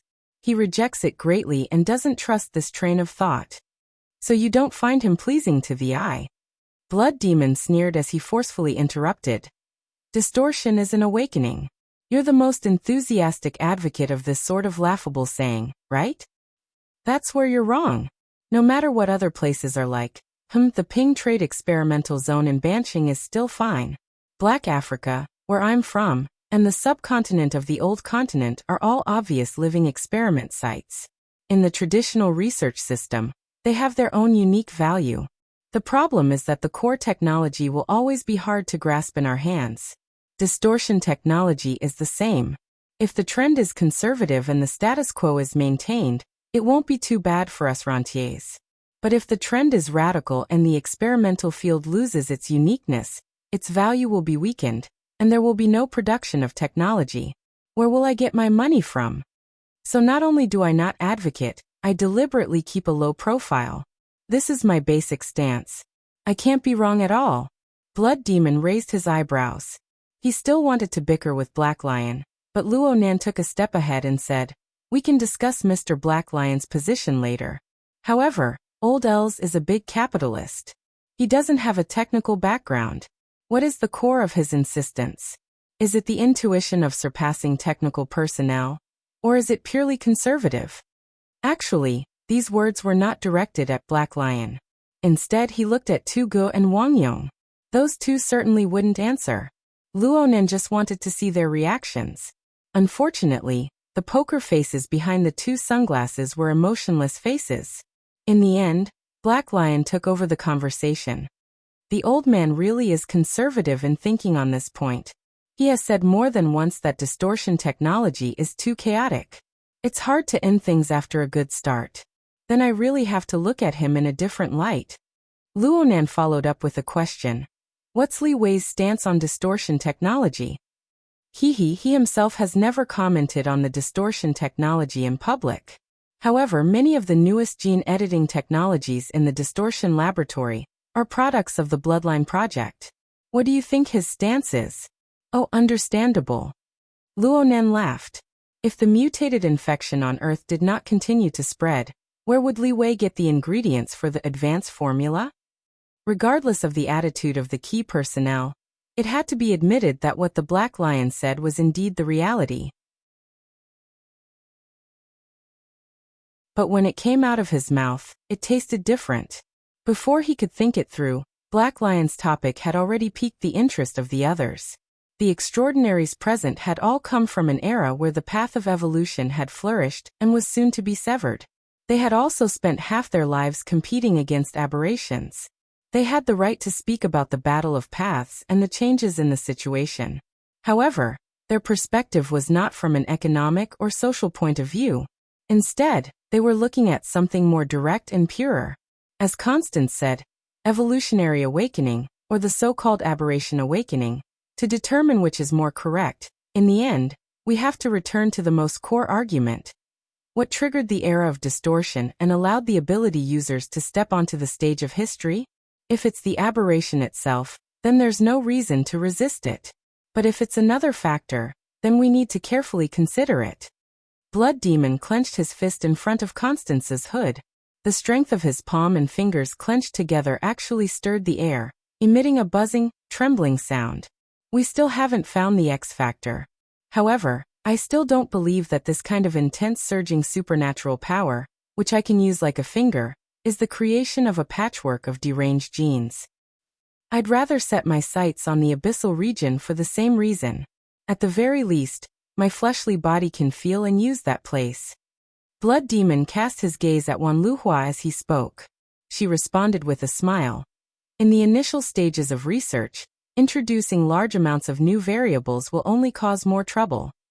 Wan Luhua's answer was even simpler, but the new variables she spoke of were clearly referring to the aberration technology and the corresponding foreign genes. Her attitude was extremely clear. Comparatively speaking, Constance and the Star Shaman had a bit more uncertainty in their thinking, but this was limited to theoretical discussions. Luonan listened to their discussion and debate, and he soon came to a clear understanding. In this domain, the extraordinaries who already had a first-mover advantage took the conservative path of evolution. They used their own extraordinary talent to dig out their own potential. They were all on high alert toward the infiltration and influence of the mutated genes. Even the Black Lion, who benefited from the aberration technology, had a more pure and rational cultivation. However, although there were no transcendents present, there were still a portion of them who were particularly unrestrained. As for who they were, it was easy to tell. Basically, the existences in the sequence of cubes were more dangerous, especially those who were nomads in the wilderness. For example, Raby the Clown, who once fought the High Lord of Secret Contract, was a typical mutant who was sometimes clear-headed. There was also Poseidon, who was the root of the mutants. Among them, Black Lion was considered a typical conservative. Luonan was gathering and digesting information, but some people felt that he had been silent for too long. The Star Shaman's debate had failed, so he suddenly turned to ask, "What do you think, Professor Luo?" Speaking of which, Professor Luo had almost single-handedly reversed the direction of psychic research. Shouldn't he be the one to take responsibility for this sort of problem? To the side, Blood Demon took a sip of his drink. "TSK, this orange juice is sour." Luonan blinked. Huh. Did he run into the grudges of the academic world? According to what the Star Shaman had said, reversing the direction of psychic research was most likely referring to the classical theoretical framework of 3 levels, 1 region, and 1 domain that was overthrown by the prison theory. This kind of theoretical system was certainly the conclusion of an authoritative master of the psychic side. With the ranking of psychic transcendence, it was possible that the Star Shaman and even the Death Shaman had contributed to this. This was normal. Frankly speaking, Luonan was considered an amateur when it came to aberration technology, but he had a unique advantage when compared to others. He had once stayed in the environment of the relay station, and the relay station was a typical environment in the light concealment star system that had suffered from the pollution of sin poison. Sin poison and aberration were fundamentally different. Aberration mainly came through the pollution of foreign genes. Sin poison came through more complex changes that might involve fundamental laws. It carried out a more comprehensive influence. but the external phenomena and effects of the two could be compared to each other. At the very least, they both affected the foundation of the existence of life. This was especially true when it came to racial evolution and cultivation. With the example of the heavenly Yuan Empire as a precedent, Luonan knew that aberrations could occur at any time, producing complex and unstable genomes. This was a terrible thing for the cultivation of a population. Even with the accumulation of the heavenly Yuan Empire, they had to spend an enormous amount of manpower and material resources to endlessly modify their foundational techniques in order to adapt. But the frequency of changes grew faster and faster since Sin Calamity began. This was definitely not a good sign. Liang Lu had also said that if the situation in the light concealment star system continued for another 1,000 years, it was very likely that there would only be a group of species that preserved the glorious memories of the heavenly Yuan Empire, but they were completely different from their ancestors. Forgive Luonan for his conservative thinking. This sort of situation was ultimately not good.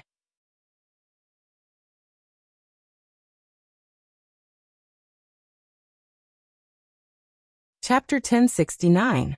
This was Luonan's basic line of thought. However, he had never systematically researched the current mutation technology, nor had he ever thought deeply about what the most reasonable evolutionary path for the human population should be. Therefore, he still held back a bit in his speech. If the current mutation technology is based on the widespread adoption of foreign genes as a basic starting point, carrying out reconstruction, or simply seeking to mutate after infection, then I feel that we shouldn't use the word awakening. It will cause misunderstandings. To put it bluntly, genetic modification or recombination are both more appropriate. However, if it really is an example that I've seen before, then mutation is still the most appropriate word. It allows one to understand the high degree of uncertainty of foreign genetic contamination and the consequences of mutation. There's no need to confuse other concepts. Star Shaman laughed when he heard this. Professor Luo's way of speaking is a bit like a spokesperson. It's watertight, but it lacks the drive to subvert tradition from earlier. Actually, I'm quite looking forward to the dominant force of someone other than myself. Luonan looked at this pretty boy extraordinary, ignoring the obvious mockery and hidden stabs in Star Shaman's words.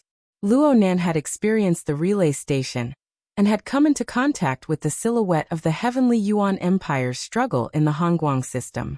He was solemn and serious when it came to such topics. He would not argue with others with his emotions. He maintained a calm attitude and organized his thoughts. He responded in a manner that was neither fast nor slow. The topic of evolution is far too big, especially when it is magnified to the level of a population. It's not wrong to consider a broader path of choice. It's fine to discuss the angle of entry and the direction of the future. It's just that one must be more cautious than the last step. I very much agree with Ms. Wan's words on this point. The research is still in its initial stages. The structure of the body has yet to be completely explored, and its marvels exhausted. Rashly introducing external factors will only make matters more complicated. For me, if I want to complete a work, I'll need to make a large system before the core design and train of thought is clear and refined. I won't rule out the possibility of success, but that's a standard gamble of probability. One general achieves success on the bones of 10,000 people, is an optimistic estimate. Therefore, first solidify basic research step by step, from simple to complex, obtain a method theory, and then guide practice. This path is a bit old, but it's still more realistic, right? The Star Shaman frowned. He was quite surprised that Luonan, who had been willful and unbridled, would be so steady and conservative when discussing this topic. He wanted to argue, but his status as an extraordinary and his basic intellect still made him relatively rational in the end. He just shook his head slightly.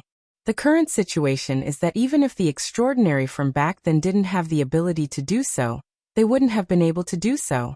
The evolutionary path also had a considerable proportion of people who used the template of extraordinaries to reverse engineer it.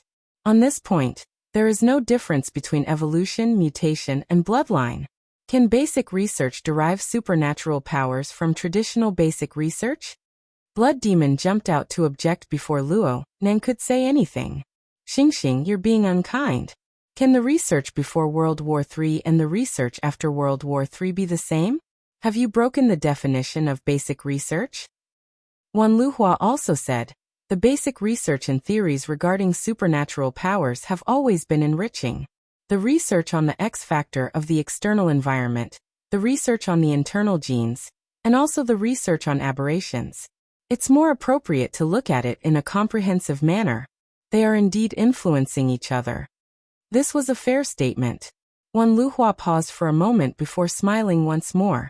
I feel that the concept of configuration that Mr. Luo proposed on the basis of formatting theory is quite good. Under special circumstances, the adaptability and adjustment of the body and mind must be taken into consideration.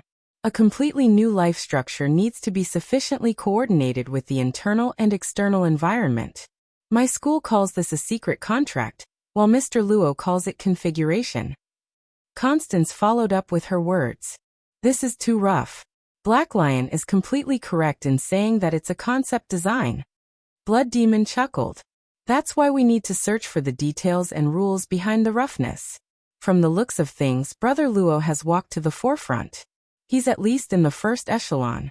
He's much more reliable than aberrations. I don't deny it. Constance actually expressed her approval, catching many people off guard. No one knew what kind of expression Constance had under her hood, but her voice was exceptionally calm. Actually, I like the cage theory a bit more. It can open up an unprecedented train of thought. These people seem to be talking about matters on the genetic level when they talk about evolution. But clearly, the development of the mental side is much less restricted. The powerful ego of ability users and the introduction of the mental plane are destined to be impossible to rely solely on the research of the objective world. The existence of the ego and the mental world are equally important. It's better to have new subversive theories added to the mix than a pool of stagnant water. The star shaman had one hand on his hip. He had a bitter smile on his face. Clearly, Constance's stabbing in the back wasn't light. However, with these words, the topic shifted to the mental side and the fleshly side. There was absolutely no need to worry about awkward silence in this field that involved the direction of human evolution and the fundamentals of cultivation. But this way, the sensitive topic that had nearly stabbed Li Wei in the face was unconsciously dispelled. Luonen glanced over and saw Black Lion rubbing his belly with a grin. Luonen didn't mind this at all. In fact, listening to these extraordinaries discuss whether the fleshly side or the mental side was more suitable for conducting pilot research had stirred up his thoughts. He couldn't help but think of the vicious environment of the relay station. From what Luonan had seen in reality, it could be said that the fleshly foundation was more stable than the mental plane.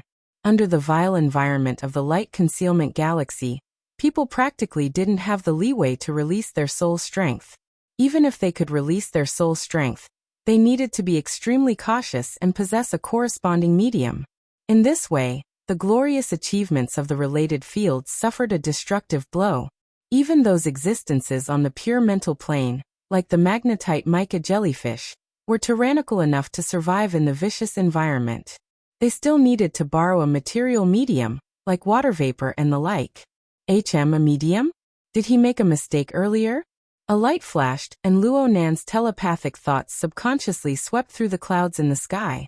Then he clapped his hands, drawing everyone's attention. Brother Luonan? Black Lion turned his eyes over. Do you have any brilliant ideas?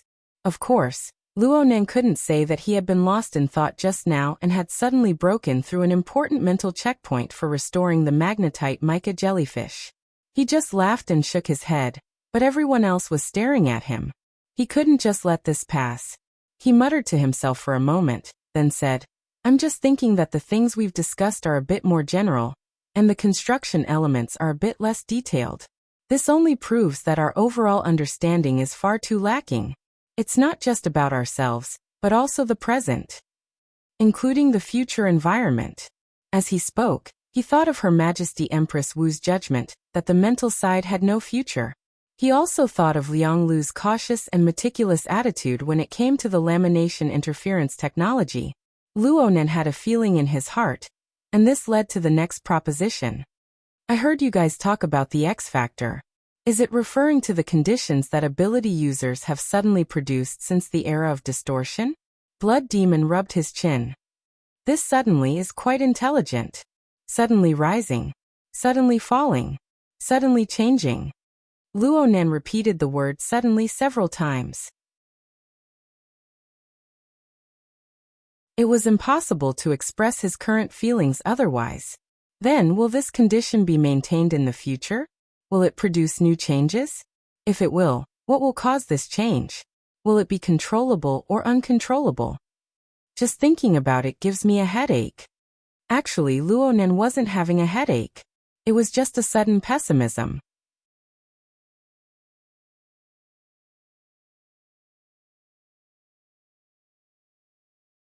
Chapter 1070. His experience at the relay station made Luonan suddenly feel, even if the aberration was just a little brother compared to the sinful poison, if the situation were to continue developing like this, Earth would not have the accumulation of the Heavenly Yuan Empire. The Heavenly Yuan Empire would probably be the terminally ill first. The most infuriating thing was that there were still people fanning the flames behind the scenes, intentionally or unintentionally misleading. That's right, he was referring to Li Wei. Luonan believed in the authenticity of the information his father took great pains to leave behind. According to that explanation, that fellow Li Wei, it was outsider. If he made a reasonable inference, then perhaps Lianglu's Heavenly Yuan Empire, the Star Alliance and other advanced civilizations had a high degree of connection. Let's not talk about how that fellow came to Earth. Just by looking at his background and knowledge, it was impossible for him to not know the problems that existed in the research of supernatural powers on Earth. And everything he did, his attitude was obvious. That fellow harbored ulterior motives. Luonan tossed out a new proposition. Then he no longer participated in the discussion. He sat quietly in his chair. His gaze and mental senses naturally flowed around him, gradually expanding from the heated discussion area to the vast expanse of the sea and sky.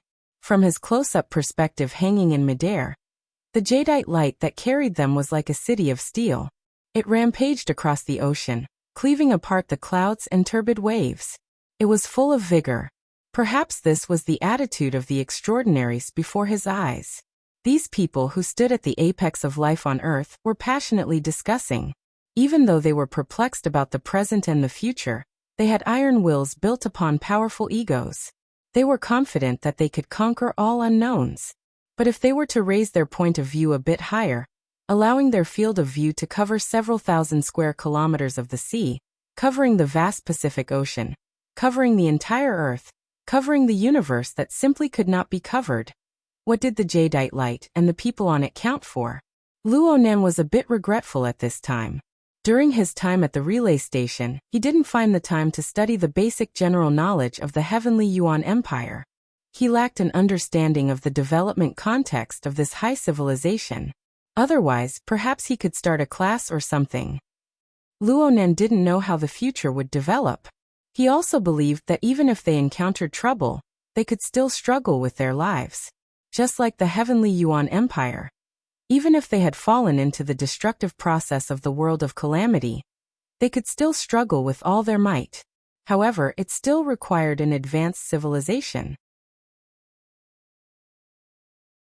It needed to be established on the basis of a complete worldview of everything in the universe and a perfect theory of population evolution.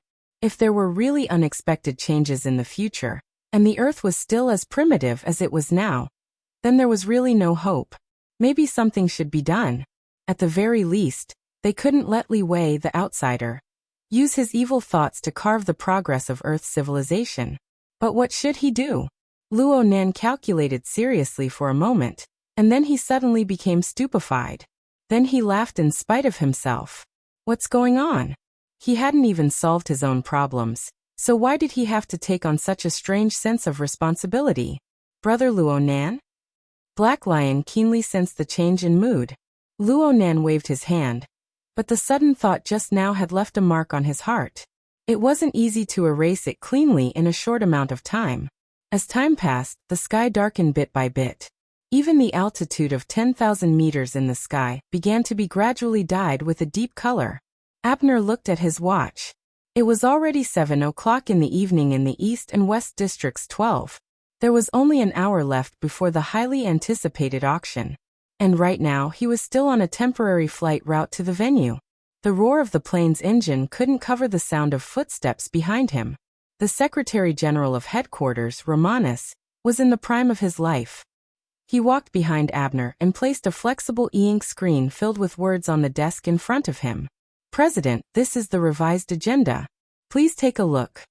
The roundtable conference, where the top experts of the world gathered to discuss matters, was undoubtedly of an extremely high standard. Therefore, as the host, headquarters of the Ability User Society always followed the regular process of organizing and reporting the agenda. They deliberated over the additions and subtractions, preparing to distribute the agenda to all the participants in order to ensure that the agenda was impeccable during the discussion. But the agenda hadn't even been released yet, let alone distributed and notified. This could only prove that this sort of formality was practically broken. Abner didn't say anything, but he also didn't look at the relevant details. At this time, the projector on his desk displayed a few contents. It was the identification criteria they had determined earlier on for Gongqi's murder. After looking over and over again, Abner had long since memorized them like the back of his hand. Number 1, an electromagnetic ability user. Number 2, an extraordinary. Number 3, the micromanipulation ability of the power of the abyss region. Number 4, the ability to burn and absorb flesh and blood. Number 5, the ability to assemble and manufacture machinery. Number 6, the ability to conceal and teleport. Number 7, an ape-like creature. In the previously hastily held identification meeting, no matter what everyone's judgment was, the compatibility between the Mr. Mo and Luo Nan combination, and this criterion was announced to be 7 out of 10, except for the electromagnetic ability. And now, with the support of the newest information, the so-called Mr. Mo could practically be erased. There was only one Luo Nan. The compatibility criteria was already 7 out of 10. If he, the president of headquarters, was a bit more frivolous, he could already say things like, if Luo Nan didn't do this to Gongqi, I'll eat shit on a live broadcast. The problem was that the clearer it was, the more troublesome it was. Abner didn't show it on the outside, but his head was getting more and more painful. He never expected things to turn out like this when he proposed to adjourn the meeting that day. During the meeting, Ouyangchen and Her Majesty Empress Wu had a clear and decisive attitude. It made many extraordinaries and various powers, who were used to the peaceful atmosphere of the 90s, instinctively shrink back. This was actually within the scope of Abner's considerations. He even thought of using this opportunity to eliminate a few disobedient people. However, Mr. Mo and Luo Nan's subsequent exposure of the alternate space of his own accord disrupted this rhythm. With concrete benefits placed before their eyes, the contradiction between the Apocalypse Laboratory, headed by Li Wei, and the powerful people of the inner world emerged a bit. There were also the complex demands of the Archons, who ruled over political power and capital. Back then, he proposed to adjourn the meeting in order to better connect the two sides. He wanted to dissolve a portion and highlight a portion.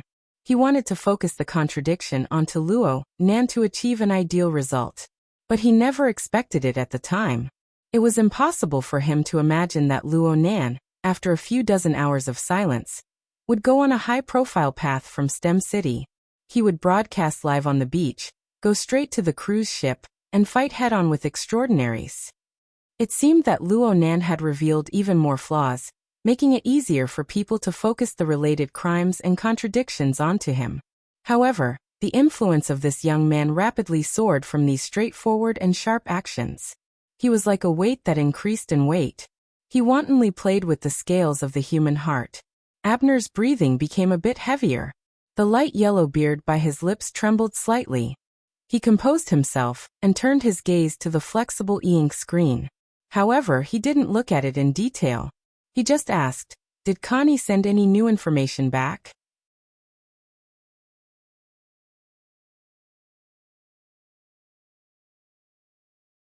Chapter 1071. Not yet, Romanus answered very simply. Abner didn't say anything. He just operated a bit in the projection area. He pulled out the intelligence information that Constans had personally organized.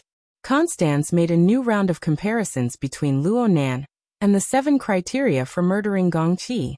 However, the focus wasn't on the newly confirmed electromagnetic ability.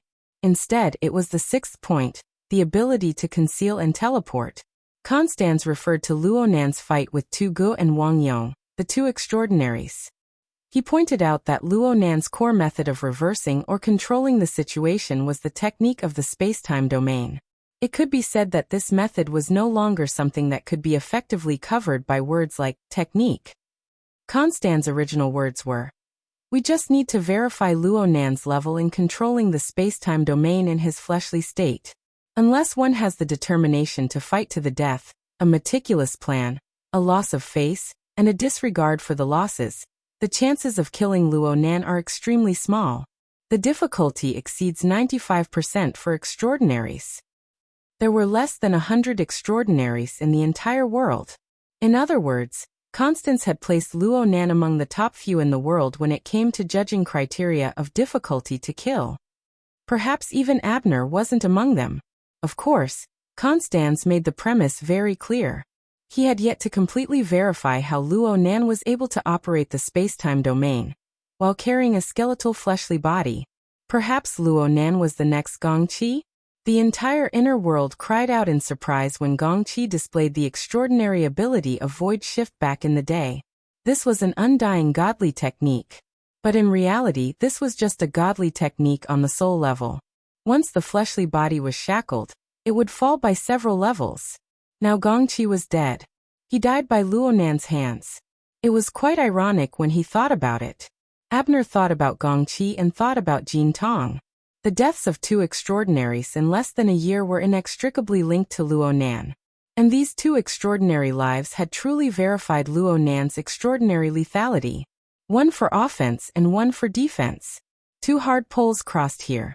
Even if there were all sorts of subtle joints, even if they couldn't reach the theoretical pinnacle, so what? A battle record was a battle record. No one could deny it.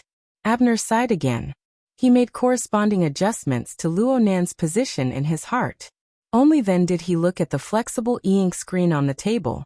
His eyes and fingers swept across it at the same time. Let's change the time first. Let's tentatively set it at 10. Romanus, who was behind him, replied simply, "Okay." Initially, they had set the round table conference to be held at 8 o'clock in the evening. Yes, it coincided with the auction. For some of the participants, it was very unfriendly. It was practically making things difficult for them. That was the truth. However, as the live broadcast on T-City's beach continued to ferment, an unconfirmed horizontal line was marked under the meeting time. The necessary part of the meeting notice had been postponed again and again. Now it was finally time to change it completely. There was no other way. As the organizers of the conference, they needed to take Luo Nan's thoughts into consideration. He also needed to observe and wait for the inevitable variables brought about by Luo Nan to be more exposed. As for tentative, it meant that he could postpone it further. Abner swiped his finger downwards as if he was reading seriously, but most of his energy was focused on the conversation with his secretary. Suddenly he brought up another topic. "What do you think Lord Secret Contract is doing?" Romanus maintained his silence this time. Abner's finger finally stopped on the 3rd item on the agenda. According to the current arrangement of the agenda, the first 2 items were to continue the contents of the last identification meeting, to clearly identify Gong Qi's murderer. The second item was to discuss and decide on how to deal with the murderer. However, this was not a simple identification meeting. It was a high-level conference that had been thoroughly prepared. Even if it was just a gesture, the important participants had to have the right to know, and the core participants had the right to propose and deliberate on the agenda. Abner sent a draft agenda to the leaders of the 3 major secret orders, high-level representatives like Director Mao, and some powerful local powers leaders. He asked the other party to propose amendments. This was the process of communicating, discussing, compromising, and even making peace before the meeting. It was the most important part of a large-scale conference. There was no other. The responses from all sides were basically in line with expectations, except for the eye of the secret contract. What Abner said here was twofold. One was naturally the movements of Blood Demon and Wan Luhua. The actions of these two were open and aboveboard, but they brought about undercurrents on a deeper level. They set off an enormous maelstrom that was hard to see with the naked eye. Everyone knew that Blood Demon and Lord Secret Contract had a deep friendship. As for Wan Luhua, she was tantamount to being the spokesperson of the Eye of Secret Contract. The two were advancing and retreating together with Luo Nan in a public setting. The meaning behind this was obvious. The Eye of Secret Contract. Abner's finger gently rubbed against the flexible screen, causing the text in that area to slightly warp and glow. Reporting the results of the observation and research of the Abyss region, 2086 to 2096, and some deductions. That was the other side of the story. The Eye of Secret Contract really did add a topic, an outline, and a main point. Abner read it seriously, but the more he did so, the more his head hurt.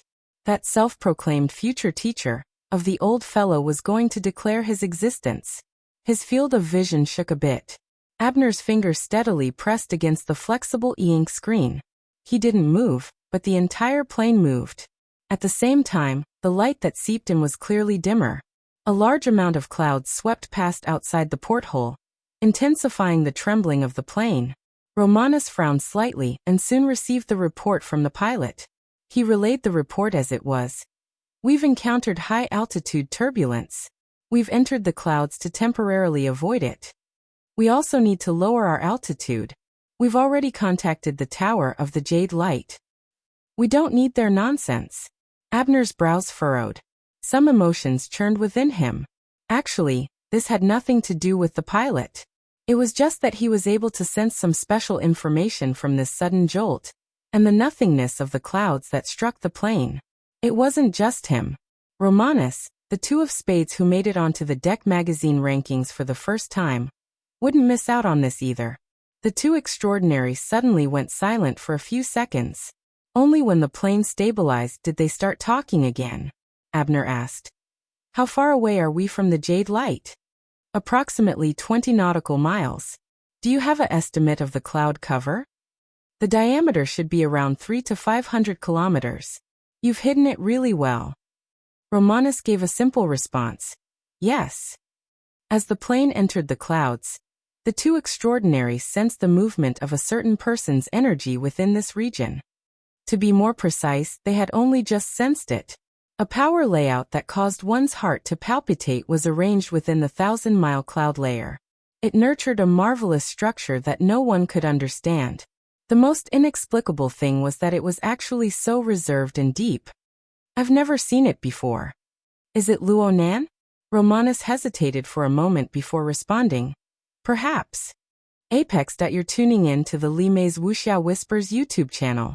We're so grateful for your support, and don't forget to subscribe to join us on this incredible journey through captivating stories.